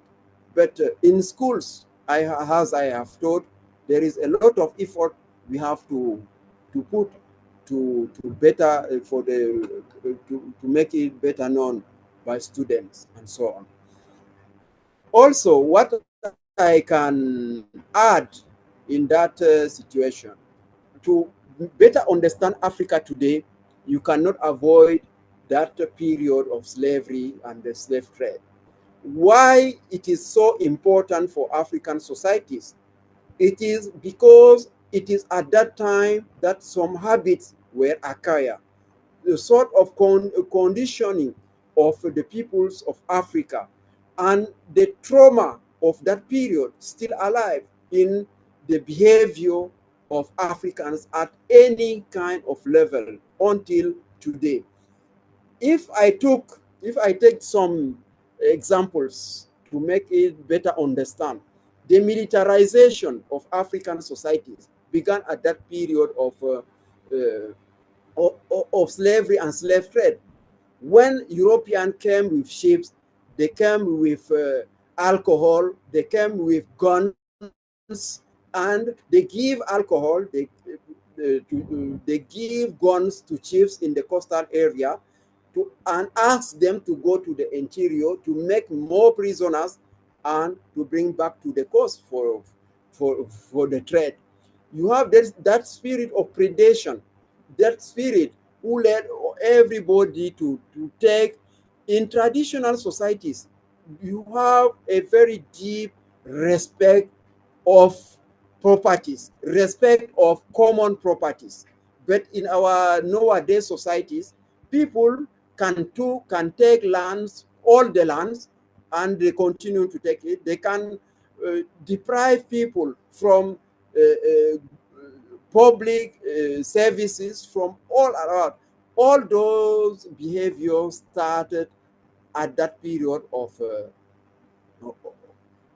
slave trade. You have that disorganization of African societies. Peoples at that time, before the trade, they are living in their clans, their families, their villages. They are not fighting each other, as written in the books by Europeans to justify their occupation in the colonial period. They have relations. The question of languages, we have many languages, each group, but they understand themselves. They trade each other, those people. That questions of extraversion, what I said, extraversion is about the orientation of all dimensions, all the lives of Africans to Europe, to America, to Asia. This extraversion, before that slave trade period, the trade is inside the continent, is at the center, around Lake Chad, around the forest area. Those coastal areas were empty. You can have very few people in that coastal areas. The life of Africans is at the interior. With the slave trade, what happens? The traders came, stayed in the coastal areas, starting building big cities, and reoriented all the trade links from the interior to the coastal areas. And the symbolic of that orientation is that you took all what you have inside Africa to go abroad. And at that time also, those foreign goods coming to the continent started and transformed the habit of consumption. They started consuming what coming from abroad, and not what they produce themselves in their cities. And the situation is continuing now.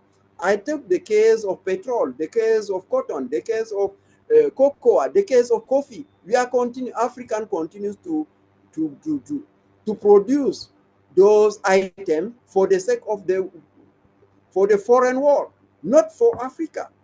Who are fixing the prices of those goods? Europeans, Americans. So every time they develop production of cocoa or coffee, the buyer, who is European or America, in economic economic consideration is that when you have more goods in the market, the prices drop down. So Africans continue to produce those crops, those goods for the sake of others. They develop the production, but they continues to be impoverished, because it cannot permit them to develop themselves, to develop their countries. They are not the one who give prices to those products. It is the buyer who fixes prices, and the prices usually goes down. And all what we want to consume now in Africa, we become one of the most continent consuming rice. If I take only rice, you see, we are importing rice from Asia, from America, from abroad. Despite the fact that we can we can produce yams, we can produce maize, we can produce all the goods we can eat. But you see, you take the case of the wheat. Now, all the African countries are in trouble because of the Ukrainian and Russia war. Why? Because they were the main exporter of wheat, which is became the consumption of bread became the first food for Africans. When you wake up in the morning, you go to the near shop to find your bread. to take your breakfast, you see. And without bread, there is problem. And now with that war, the prices are very high. The importation require many money, and which money, our African money was not used abroad.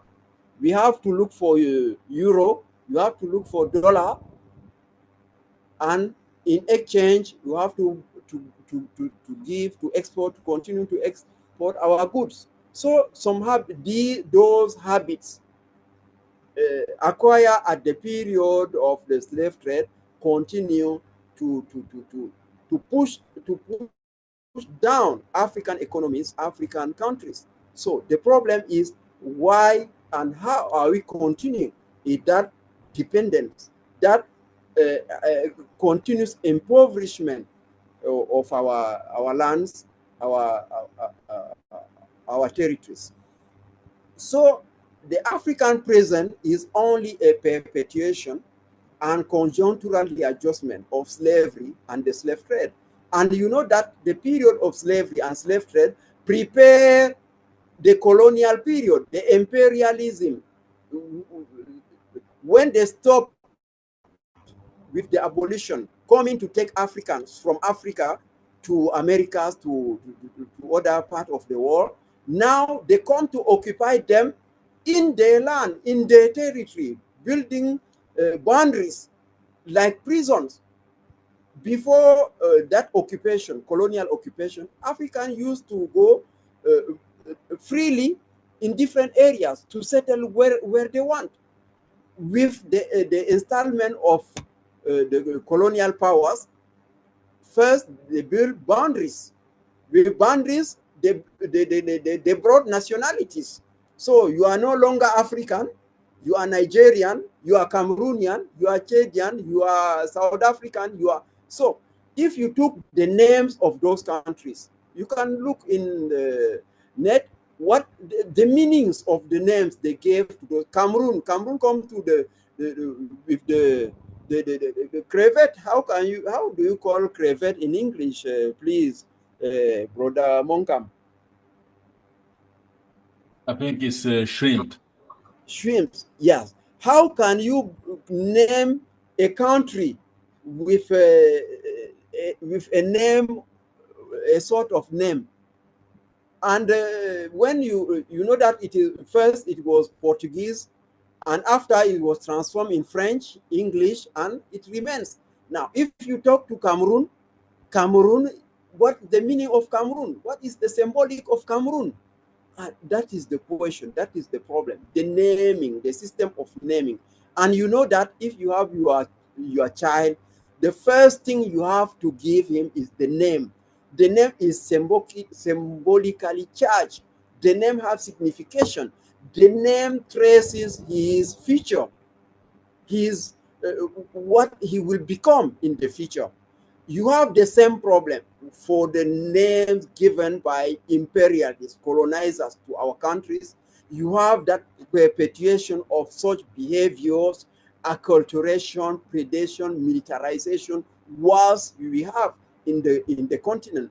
And unless we decide to change, beginning by the names of those countries, beginning by the habits, the behaviors, the using of the languages, what come to kill the African languages, the African cultures, and so on. So we will take it in all many dimensions, and you will understand how deep are the consequences of what started from that period of slave trade and slavery.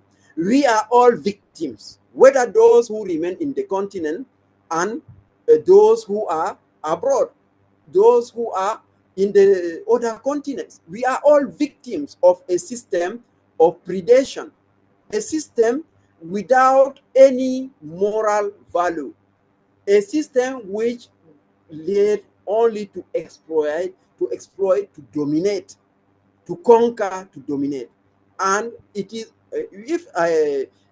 if you hear The Trump discourse, what Trump said in his campaign and nowadays, that Trump is the real European extract in his origin. What he is saying, what he is doing. How can you understand that a president, an American president, intend to occupy Canada, has the 51 state of the United States? How can now in 21st century a president can intend to occupy Greenland, to occupy Panama, to occupy everybody? Huh?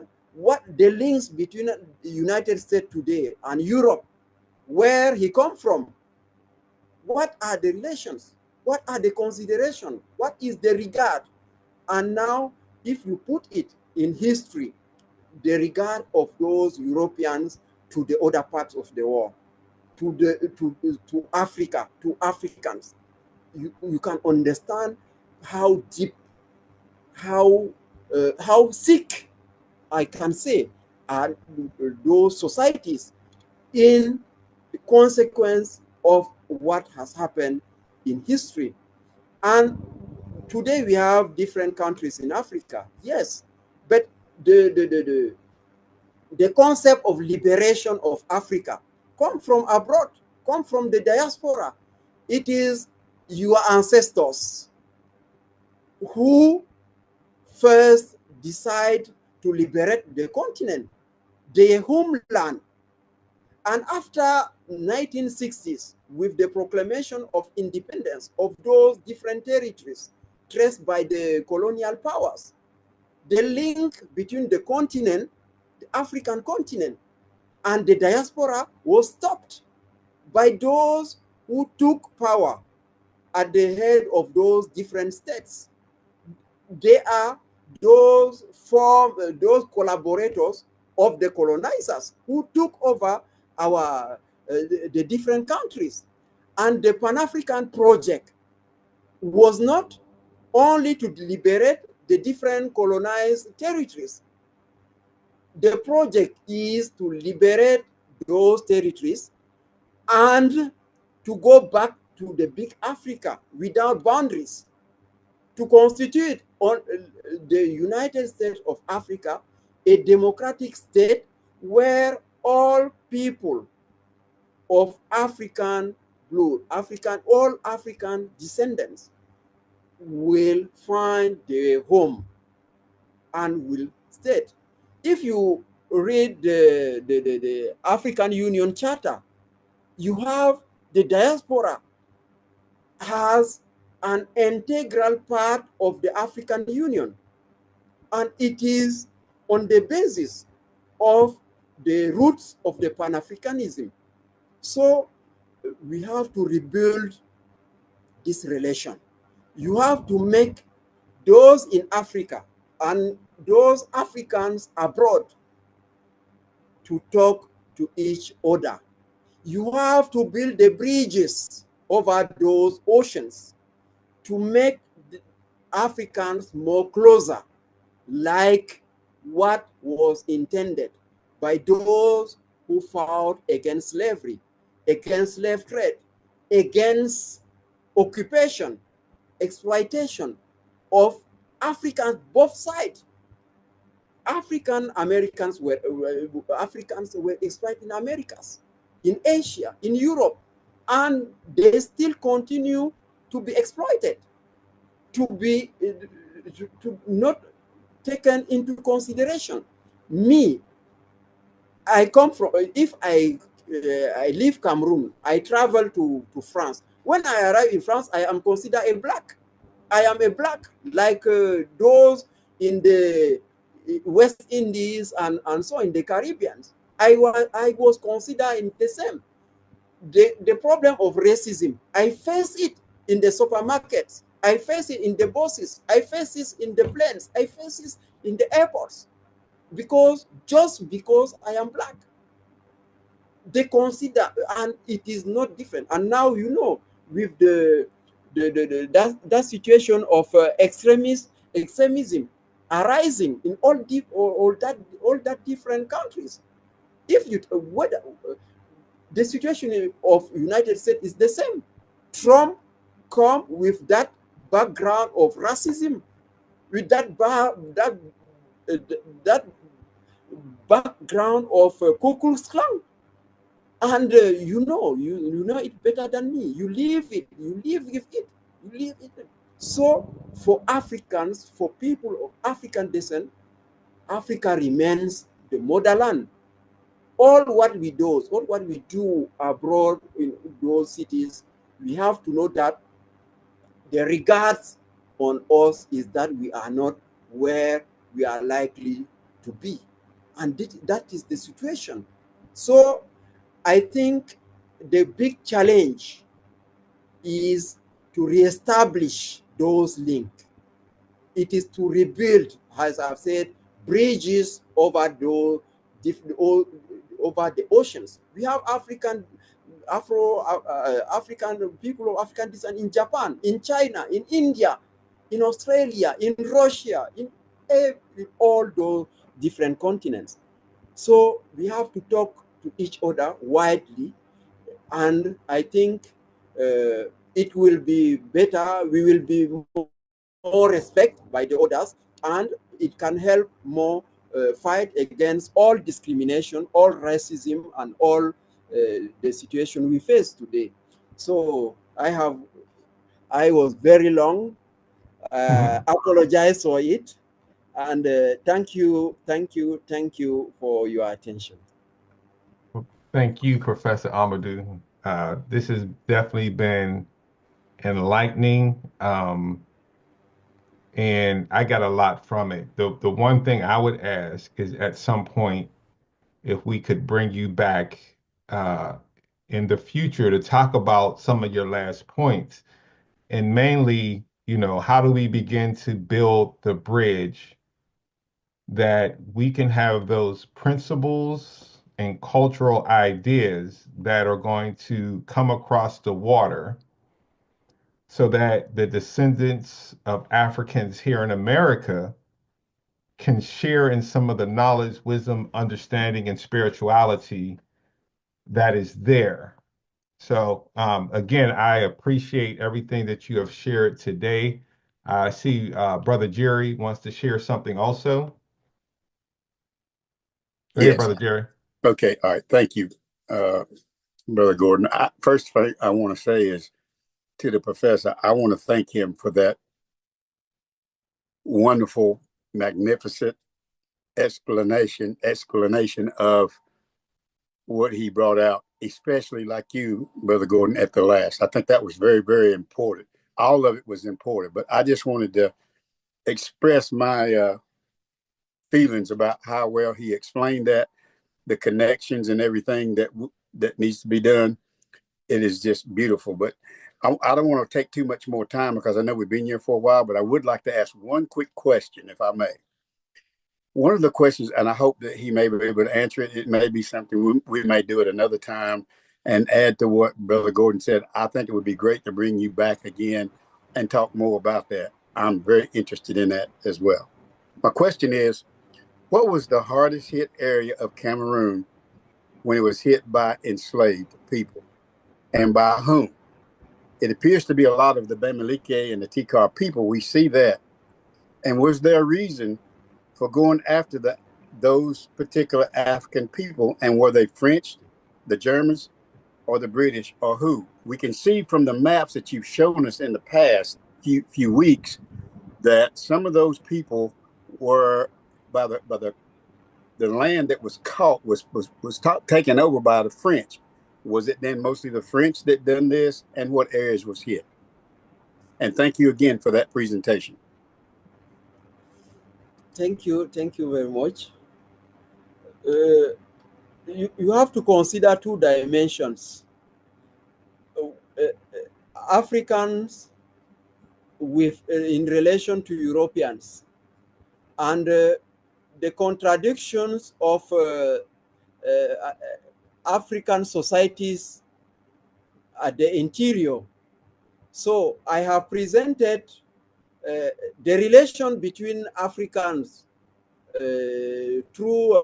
between Africans and Europeans through transatlantic slave trade, between Africans with Arabs and in the East and Middle East through trans-Saharan slave trade. But you have our own contradiction and the interior, because after those slave trade stopped, you have the remains of those captured who were used locally in those different areas. So to understand what I have presented, you have to take into account those different dimensions. So relation between Africans and the West world, and relations inside African societies. And for slavery, you know that if you took just into account what happened in the coastal areas, you cannot understand what happened at the interior, because there is a very very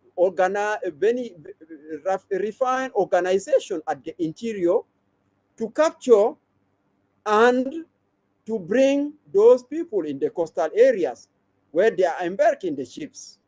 You see, so that this dimension, African didn't want to talk about it.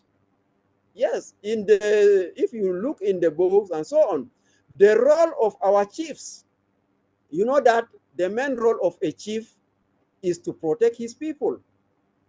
But in slavery, with slavery, chiefs transformed themselves as those who are capturing their people, leading and training them to the coastal areas to embark. And you see, so it was a radical transformation of the role of the chiefs.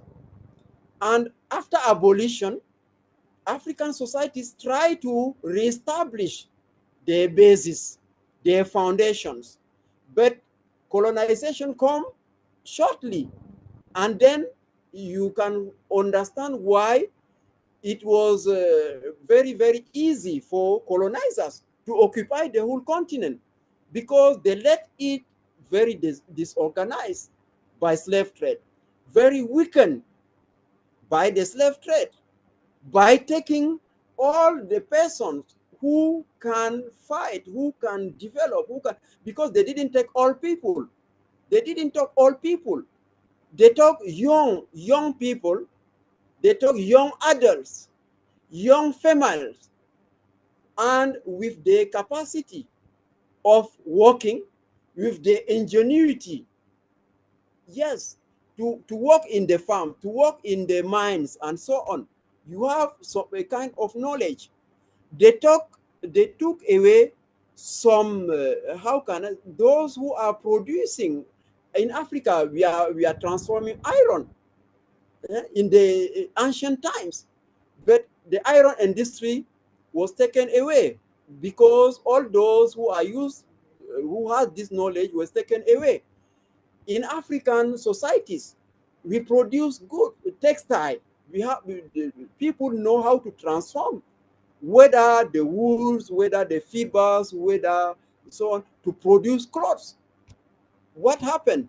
They took away those persons, and they brought those clothes from Europe and all the people. So you have that westernization of consumption, of habits, and so on.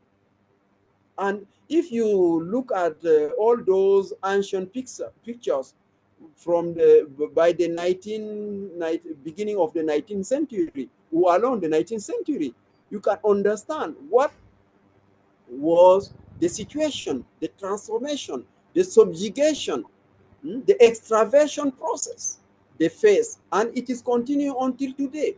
So we have many we have to reestablish the way of thinking of Africans. We historians, we have that obligation in schools, in all the books we have until now. We have to rewrite them. We have to reinterpret them because they were written by those people whose only intention is to dominate, is to exploit. So that is the situation. Thank you. Thank you, sir. Thank you very much. Thank you, Jerry. So I want to get, because I know we're getting late, but I definitely want to get one of Jackie's several questions in, since we have a good connection right now. Wow. Thank you so much, Professor. Thank you very much for Thank you. all that you've given. You've answered several questions in my mind, but it kind of brings me to today. So it seems there's a mindset in Cameroon that is largely ignoring, how do I say this, is ignoring where we are. I mean, and we, Cameroonians are. What do you think, how do I say this? What is the reason for that? I mean, how can there be slavery today and it's not talked about today? Help me to understand that. What do you think is the reason for the silence in Cameroon today? Yes, that is a very, very difficult situation. I don't think I have the answer because me too, it is a surprise for me to see people claiming the slave ancestors and then continue to stay in that condition at the service of different palaces and so on. Whether and in the laws, you have the penal code who forbade it. But I think the problem is a lack of consciousness of the situation, of the problem. They inherit a situation from their parents, and for more people, they consider it as normal, as usual, and they continue. And for making them to be conscious of that situation, we need some organizations, some groups fighting against that, and so on. And if you start doing it, the society, the regard of the society become very, very violent, I can say, towards those who want to make them becoming conscious of that condition.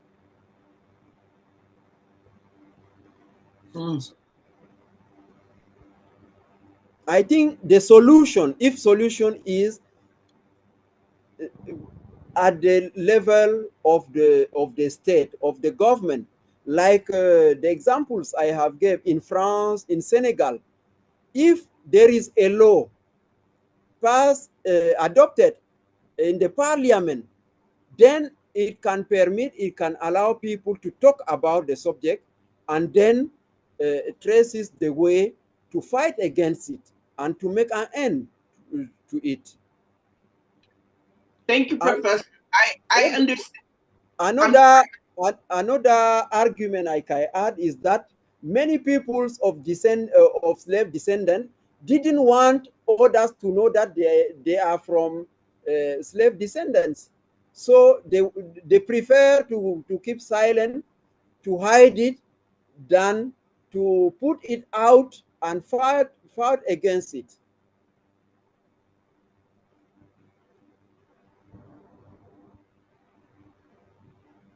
And Professor, thank you for that. That was something you had proposed before, right? To Parliament or to other government officials?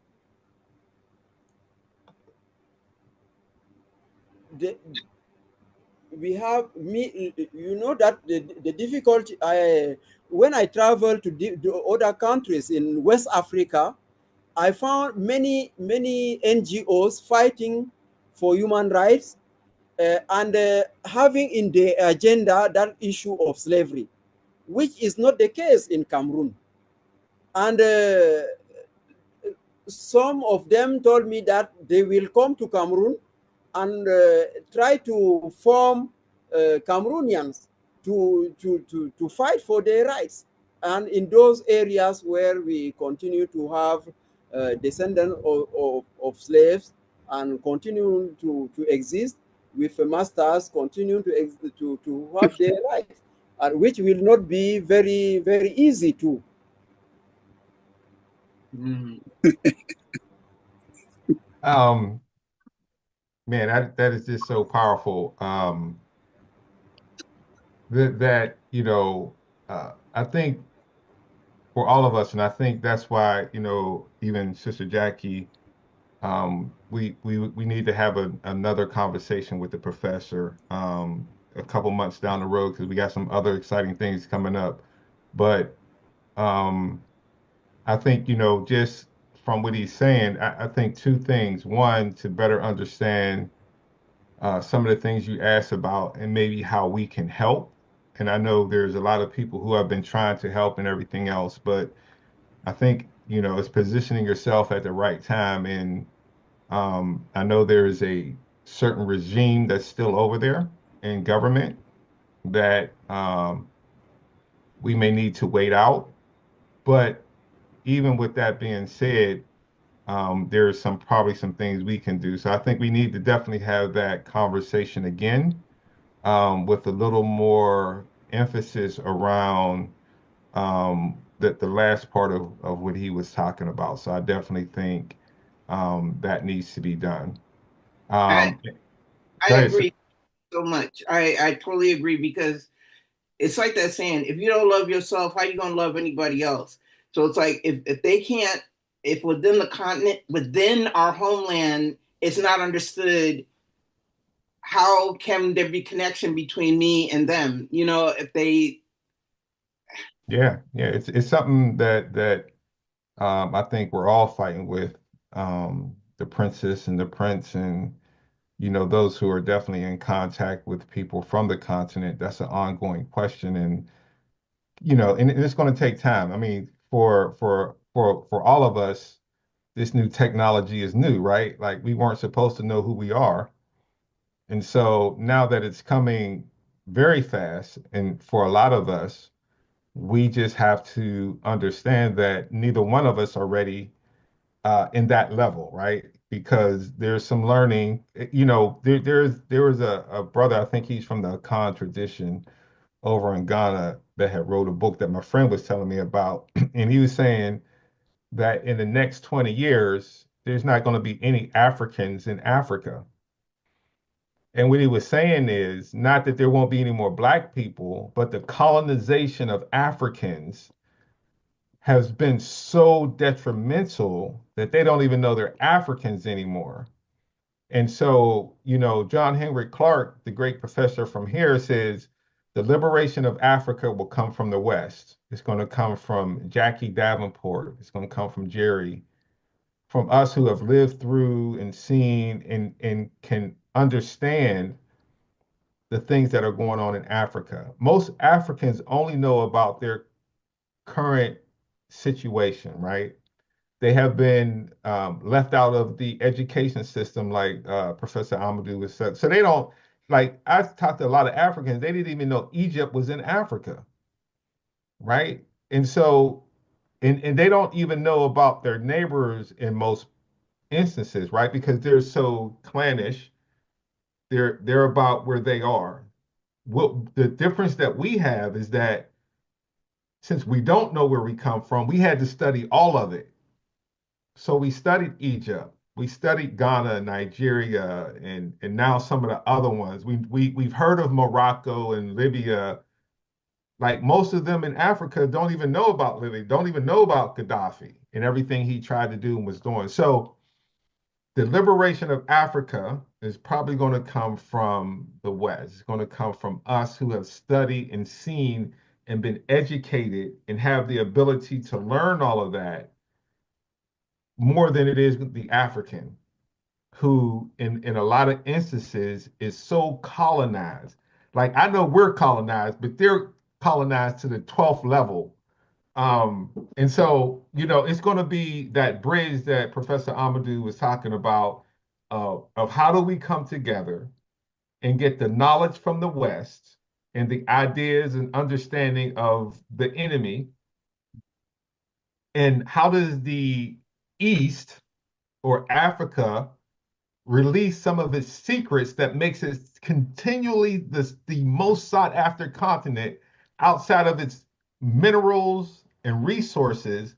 It's the people who, when Africans come here, they are still looked at as far more smarter than us. When they come here, they don't come here to go to regular school. Like they come here because they want to do engineering, they want to be in the medical field, the things that we kind of been forced to leave from, right? Because of racism. You But talking good, brother.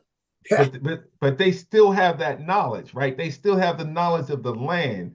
More importantly, I think the very biggest part of all of this is if we don't come together spiritually, and I'm not talking about religious. You can have Christianity, Islam, you can have the Bamileke religion and every other one. But if we don't come together on a spiritual understanding, right, that's the only thing that's going to save us. And so it's a spiritual, because that's the only thing that continues to keep us connected. The only thing that if I go over to Africa and I walk down the street, as long as I don't say anything, they'll think I'm an African, and we'll walk past each other and we'll still give each other the head nod. Right? What's up? I see you. I recognize you. Right? So we have to get to a point where we understand what Brother Malcolm is doing, and I celebrate that brother every time I get an opportunity for putting this platform together, bringing Professor Ahmadou and all of his knowledge together, and everything else that has come through this this panel. But it's not going to be until we come together spiritually and begin to looking at the relationship of Africa and African American, or let's say the diaspora, and how do we come together to bring the knowledge and the spirituality together to move in a systemized way. Because without those two things, and we're just trying to make money, and if that's the only thing is resources, then we're missing the thing that has kept us together forever. And that's the spirituality. That's that underlying current that I don't care what religion you are, you still feel it. When you go to Africa, when people go to Africa and say they felt something, it's that spiritual connection that we all have to the day. The only reason why you here is because there's that connection to the ancestors that continue to bring you here for 4 weeks in a row to listen to Professor Ahmadou. Right? Yes. And so I think that's what we got to begin to build. That's what we got to begin to look at, is what are those cultural things that we can bring together with the knowledge that we have here and the energy of Sister Jackie that wants to go over there and just tear everything up. And how do we make this all come together and move in a synchronized way? So I again appreciate everything that everyone has said. I'm gonna let brother. First of all, I wanna make sure before we go that we recognize our prince and princess and see if they have anything before I turn it over to Brother Malcolm. No? I don't have anything, but this was definitely very informative. I definitely learned some things today. Just want to say thank you to everybody for coming, and a big thank you to the professor for these 4 weeks. Sorry, ich kann nicht. Prince Michael, if you can, if not, if you could just shoot something in the text real quick, just to let us know that. Okay, brother. Yeah, I would just like to thank the professor for all the information he shared today. And I walked away with a lot today too, especially in regards to the site of Bimbia. That was some good information that needs to be put out there. for everybody who's been to Bimbia to know about the site. You know, also, I appreciate him sharing about his experience with the Europeans and how they viewed him It was as very no different from any other Black African man. descendant. Yeah, Right. because you have a lot of I'm not going to say all Africans, but a lot of Africans believe that they are viewed differently from African Americans or people of African descent in the Caribbean. When they see us, they see us all alike. They don't differentiate between a Jamaican, an American, or a Haitian and a Cameroonian. They don't differentiate. They just see us all as Black, you know, and we don't have too much respect around the world. And it's very important that all of our people globally realize that, you know, and we got to realize that about ourselves and not think that any one of us is better than anybody else. We're all in Rochelle. the same boat. Yes, sir. I'm definitely gonna have to review this this recording because at some point in the recording, I know a lot of information was being shared, and I had to take a phone call. I was still on, but there was a little bit that I missed, so I definitely want to go back and view the recording once the recording is put out. And I want to thank the professor again. He shares a lot of good information. And I want to thank Moncom, Sister Avanti, and everybody else, Boris and Jerry, um, and you as well, Brother Gordon, for participating in this and making it a very good session. This is a very good session. Yes, sir. Thank you. Thank you. You get a traveling man in, you can get a lot done. All right, y'all brothers. I hear they're yeah, okay. We'll talk about that at another time. I know. Brother Malcolm, I'll turn it over to you to finish out. I mean, I just gonna add something. I think we're gonna let our sister Jackie close the meeting today. So I'm just gonna add something in relation to what you say. You know, sometimes us born in the continent doesn't mean that we know everything. You know, I know that some of you travel back home and then you probably know more than our brother and sister who still live in the continent today. You know, because when you in the continent, you don't seem to be moving around, to be going around and visit places.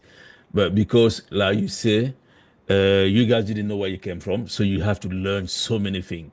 And then you end up learning things that we don't even know ourselves. You end up going in places you don't, I've never been myself. You know, brother Michael being in Cameroon a few times, and then sister Jackie being in Cameroon. And I'm sure that they've been in places where a lot of Cameroonian, a lot of people like myself, never been. There's some things that we've never actually saw already. So I just wanted to add that, and also in terms of why uh, in Cameroon they don't want to speak about the slave trade. I don't know if it's something to do with shame, or I don't know, because in terms of my own family, I was doing some research. You know, I got a huge family on my mom's side, and then we got all shade of, uh, dark skin and lighter skin and everything. So I was asking a lot of questions about, okay, we got this auntie, this grandma. She's very, very, very fair compared to everyone else. Where does she came from? Where does that skin came from? And then I end up got told that, why do you want to know about it? You know, that's what I was told. You know, so I just kind of like explained that I just wanted to understand and then finding more about the family and knowing where we came from. So everyone I was getting sent to this person. When I got there, what do you want to know for? You got to go ask this person. You know, so I knew that there was something there, because after speaking to to my granddad's sister, the youngest one, who's still alive. So I was speaking to her, and then she was telling me her story that when I was younger, I was getting moved from one village to another village. We was running because they wanted to kill us. And I asked her, who wanted to kill you? See, I was too young to know that my older brother, which is your granddad, he probably was going to be able to explain better, but he's no longer here. So I think that there's something that we don't want to reveal. You know, I DNA tested a lot of people over there in Cameroon, Ghana, and a few places. And even within Cameroon, some of the T-cars that I tested, one Cameroonian who was part of a royal family came up with a percentage of Portuguese DNA when his results came back. And you know what? I never said it to him, or I never said it to anyone in his village. But it just dawned on me that there was more going on than a lot of people are aware of. You know, you have a lot of intermixing, not only amongst the Bamileke, amongst other Bamileke groups, because you have Bamilikes from one chiefdom related to other Bamilikes from other chiefdoms. So they were definitely mixing. And now you have I come across a T-car who has some Portuguese DNA. Exactly. So You know, that shows and that the oppressor probably left that DNA back home when they was capturing people. yes, They may have yes. get involved with the ancestors of that person, which Uh, goes that. And then that's the same thing I was looking at my family, because when they told me that as a young person, we couldn't stay in the village. We was getting we have to run from there to there. Obviously, because maybe they thought that they was connected to the oppressor, or maybe there was a shame to the village that maybe the woman got raped by the oppressor, and then that bring a shame to the village. I mean, that's the only two way I can look at it, and then that's why I and don't want that's to. it. Yeah. People are ashamed of certain stories, and a lot of groups are very concerned about keeping their bloodlines pure. Yeah, yeah. And when you remember we were chatting on WhatsApp and we were talking about the Igbos and the Bamilikes Yes. and how I tested Yeah. a sister, a Bamileke sister, Yeah. who's related to a Nollywood actor. And I said, you know what? I could arrange for you to meet the Nollywood actor, and maybe we could bring Nollywood to Cameroon. And they were against it because they said they didn't want to be associated with the Igbo people because they heard that the Igbos eat people. And I said, nah, well, there was a time in history when, they were going through that situation in the Biafran War where I heard that they were forced to have to eat dead bodies or whatever.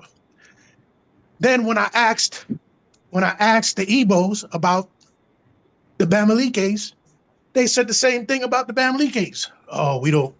I know about them, but we don't deal with them because I heard they eat people. How could both people be saying the same thing about each other? And that goes to show that, and they didn't want to. They didn't want to build a relationship, and it was just amazing to me. I didn't even know that they knew about each other until I brought it up. They don't talk about certain things. They just don't talk about certain things. No. Maybe there was a shame of being a Bamileke and finding out that they have some Igbo lineage, or the same thing with the Igbo, finding out they have a Bamileke lineage. The lands are connected. The borders are artificial. So it really shouldn't be no surprise, even though it surprised me because our minds have accepted those borders. But there's still a lot to learn, and there's still a lot of barriers to break down as far as our people in that region. You know, even people in Gabon. Gabon is just right there. Gabon is right there. The Congo is right there. One brother from the Congo was telling me that Cameroon was part of the Kingdom of Congo. And, you know, I said, I don't know about that. Well, you know, but from what I know now, it's a possibility. There are a lot of possibilities that we have to explore. Yeah, yeah. I mean, definitely when the brother says that, it doesn't actually mean that it's the Congo, which is next door to Cameroon. The kingdom used to be, I think, in Angola, which covered Yeah, Cameroon, and then covered yeah, different other countries. At the time, it wasn't called Cameroon, Congo, Chad, yeah, South Africa. It yeah. just Democratic Republic of Congo, the you know, Republic of Congo, you exactly, know, exactly. Yeah, when I hear yeah, when I all of hear those that, are artificial borders. yeah, when I hear the story of the Igbos and the Bamileke, I just think if they both got the same story, it was probably the colonizer putting them against each other, and the story Yeah, stayed, right? If that's the case. I would say another thing is, you know, a lot of it of the secrets is political. I'm a part of a group called LACOM, and they're trying to restore the memory of when the Germans were and when the French were there, and they, you know, had mass murder of the people there, right? Where at one point they were taking the heads off because they understand that's the most spiritual part for the Bamileke people, right? So they would decapitate the members and put their heads right outside their homes. And so this group is trying to make sure that that is in the in it memorized, right? And because mainly because French is trying to put out the same history, and they don't want the French to get the one up on the way they want to frame what happened there, right? So, you know, a lot of, and so I say that to say is when they went back to talk to some of the ones who are still living and their children who may have been alive at that time, that is a hush hush. And it's more because of political, because if they talked about it, they could be killed. And so, you know, when we look at a lot of things, and I'm definitely glad the professor's here who can share some of that. I'm not asking you to share now because I got to get off this phone, but you know, those are sometimes the things that we have to look at. Like, you know, some of our ancestors here didn't talk about things because they were scared that we could be killed or they could be killed, right? Just talking about certain things. So I at this point in my life, I don't look at all of that. I just look at, okay, I understand history. Now, how do we move forward? And so again, bringing Professor Ahmadou back, you know, at a later time and having these conversations in a deeper way, I think will help us be stronger, will help us move forward. But more importantly, how do we begin to build a coalition that's going to move everything forward? Because I understand that most people here on this call aren't going back to Africa to live or Cameroon, but those principles are what is important. And so, how do we transport those principles that guide the Bamileke people that had them here so long, or the Tikar people, whatever people, because that is what is most feared by the colonizer, is that we come together as the people and begin to use our spirituality and group consciousness to move forward. And they know they have nothing to fight against that. So that's why they take every opportunity to make sure we are off-centered, right? President Trump is nothing but to keep us off center. That is just to make sure we don't come together and be strong. That's the only way I can look at it because there's no way he should be in there. And everything he's doing is really against black people, or however you want to gas darn frame it. But we are the center. Like I've always said this. There's all these ologies. You have astrology, you have mineralogy. There's only one country in the world that got its own ology, and that's Egypt. Egyptology, you ain't got Australianology, you ain't got South Americanology. There's only one, and that's Egyptology. And that makes us understand that is the most powerful place, because everyone is trying to steal everything they can and all the knowledge they can from that one central place. And what I'm excited about is that we are direct descendants from that. And we still, even though we've probably lost a lot, we still have a lot. Now, how do we take that knowledge that had Egypt be the greatest civilization that there ever was and keep them people together over 5,000 years? It was their understanding of knowledge and spirituality that did that. And so how can we bring that back? So I'm in that there. Brother Malcolm, you are the man from this point on, because I see we'll be going till 12 o'clock tonight if somebody don't stop it. Okay, I think that, yeah, brother, well, I think Boris had a question. I saw his hand up. So we're going to get one more question from brother Boris. I will be the shortest I can. I first want to say thank you, because I had the privilege to have Professor as my teacher in high school. So learning from him in high school was a privilege, and having him now here is such a blessing. So a lot of things I know, and my interest to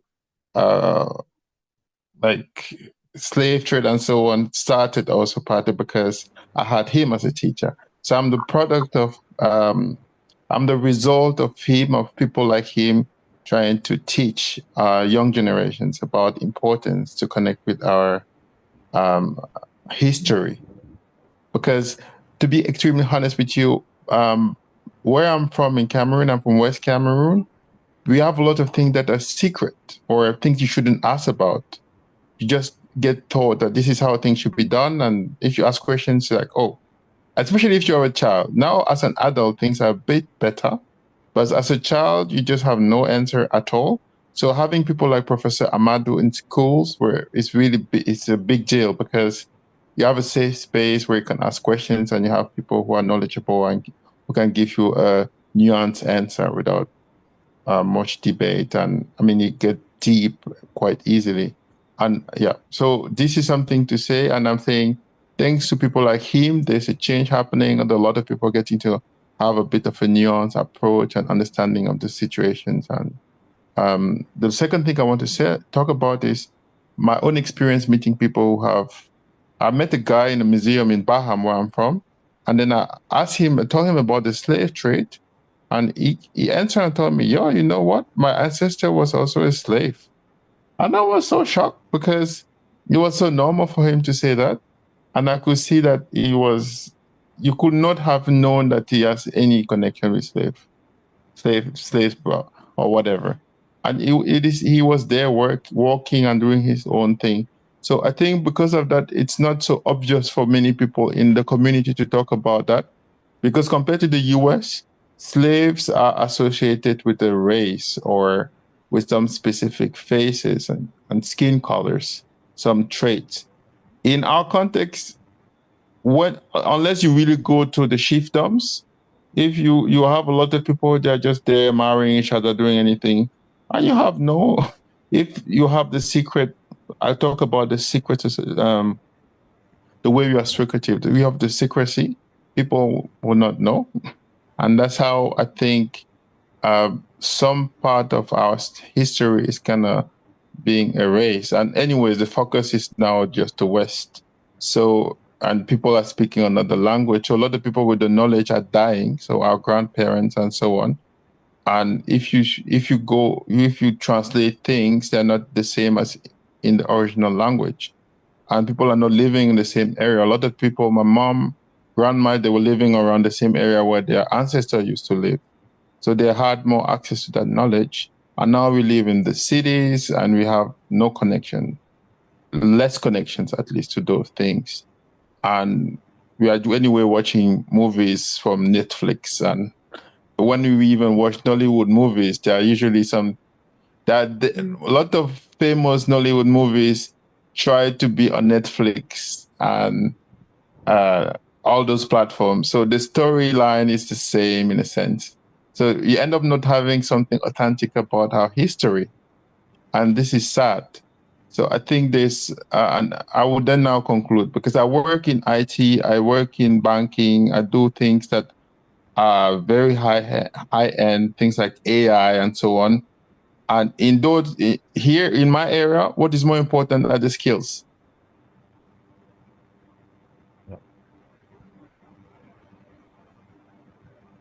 Thank you, Brother Boris. I don't know if you finish.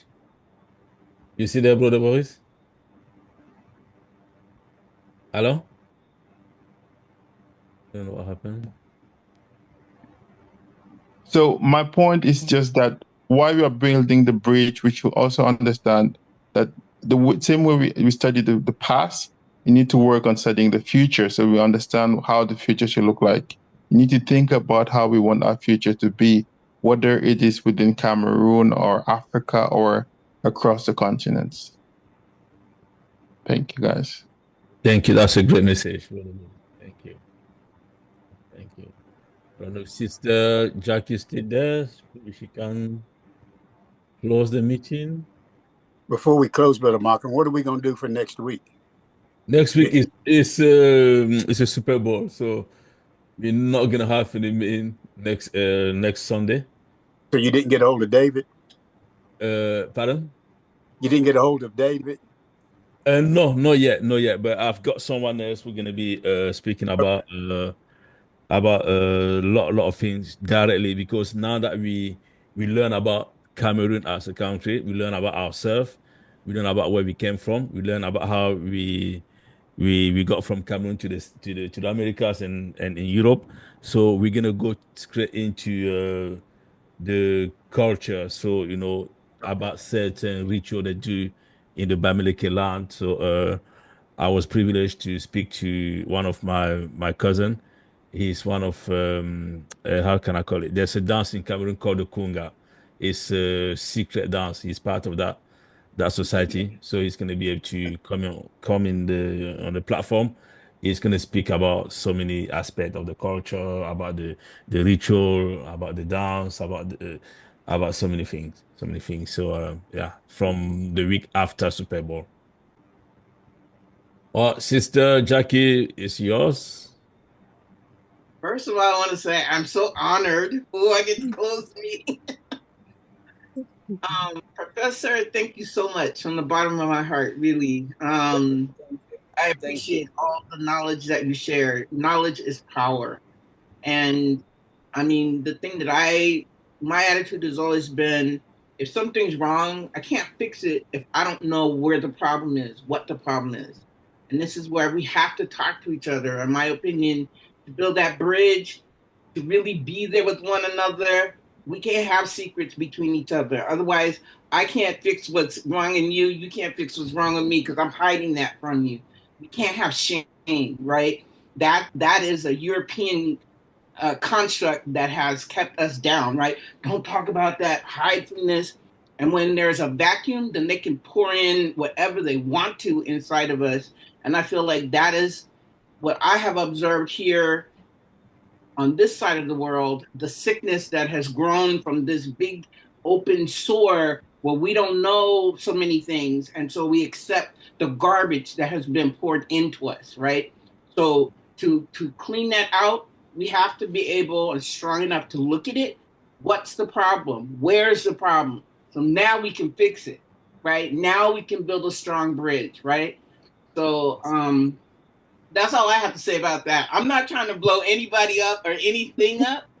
I want to see the. No, I mean that. I mean, if you're going to build something, you think about a builder, right? If you're going to build a strong house, you have to have a solid foundation. Otherwise, you build it on shifting sand, it's not going to last. And I want to see it last. I want the continent to be there, and for us to own it, right? Not somebody else. That's our stuff. That's our stuff. So that's all I have to say. Thank you.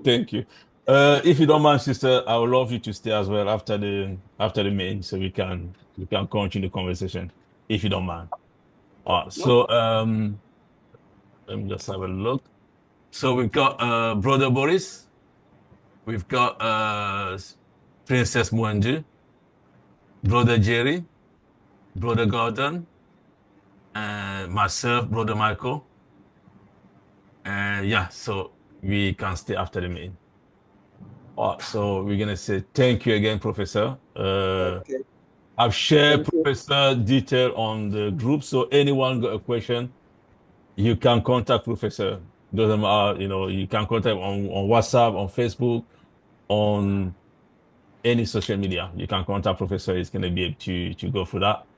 And I'll call you again tomorrow, Professor. So I'm gonna say thank you very much for Thank you. for, Thank you so much. for Thank you, Professor. that was full of a lot of knowledge. Have a nice evening. Thank you, Professor. Thank you, you too. Thank you to everyone else, yeah. We proud of who we are.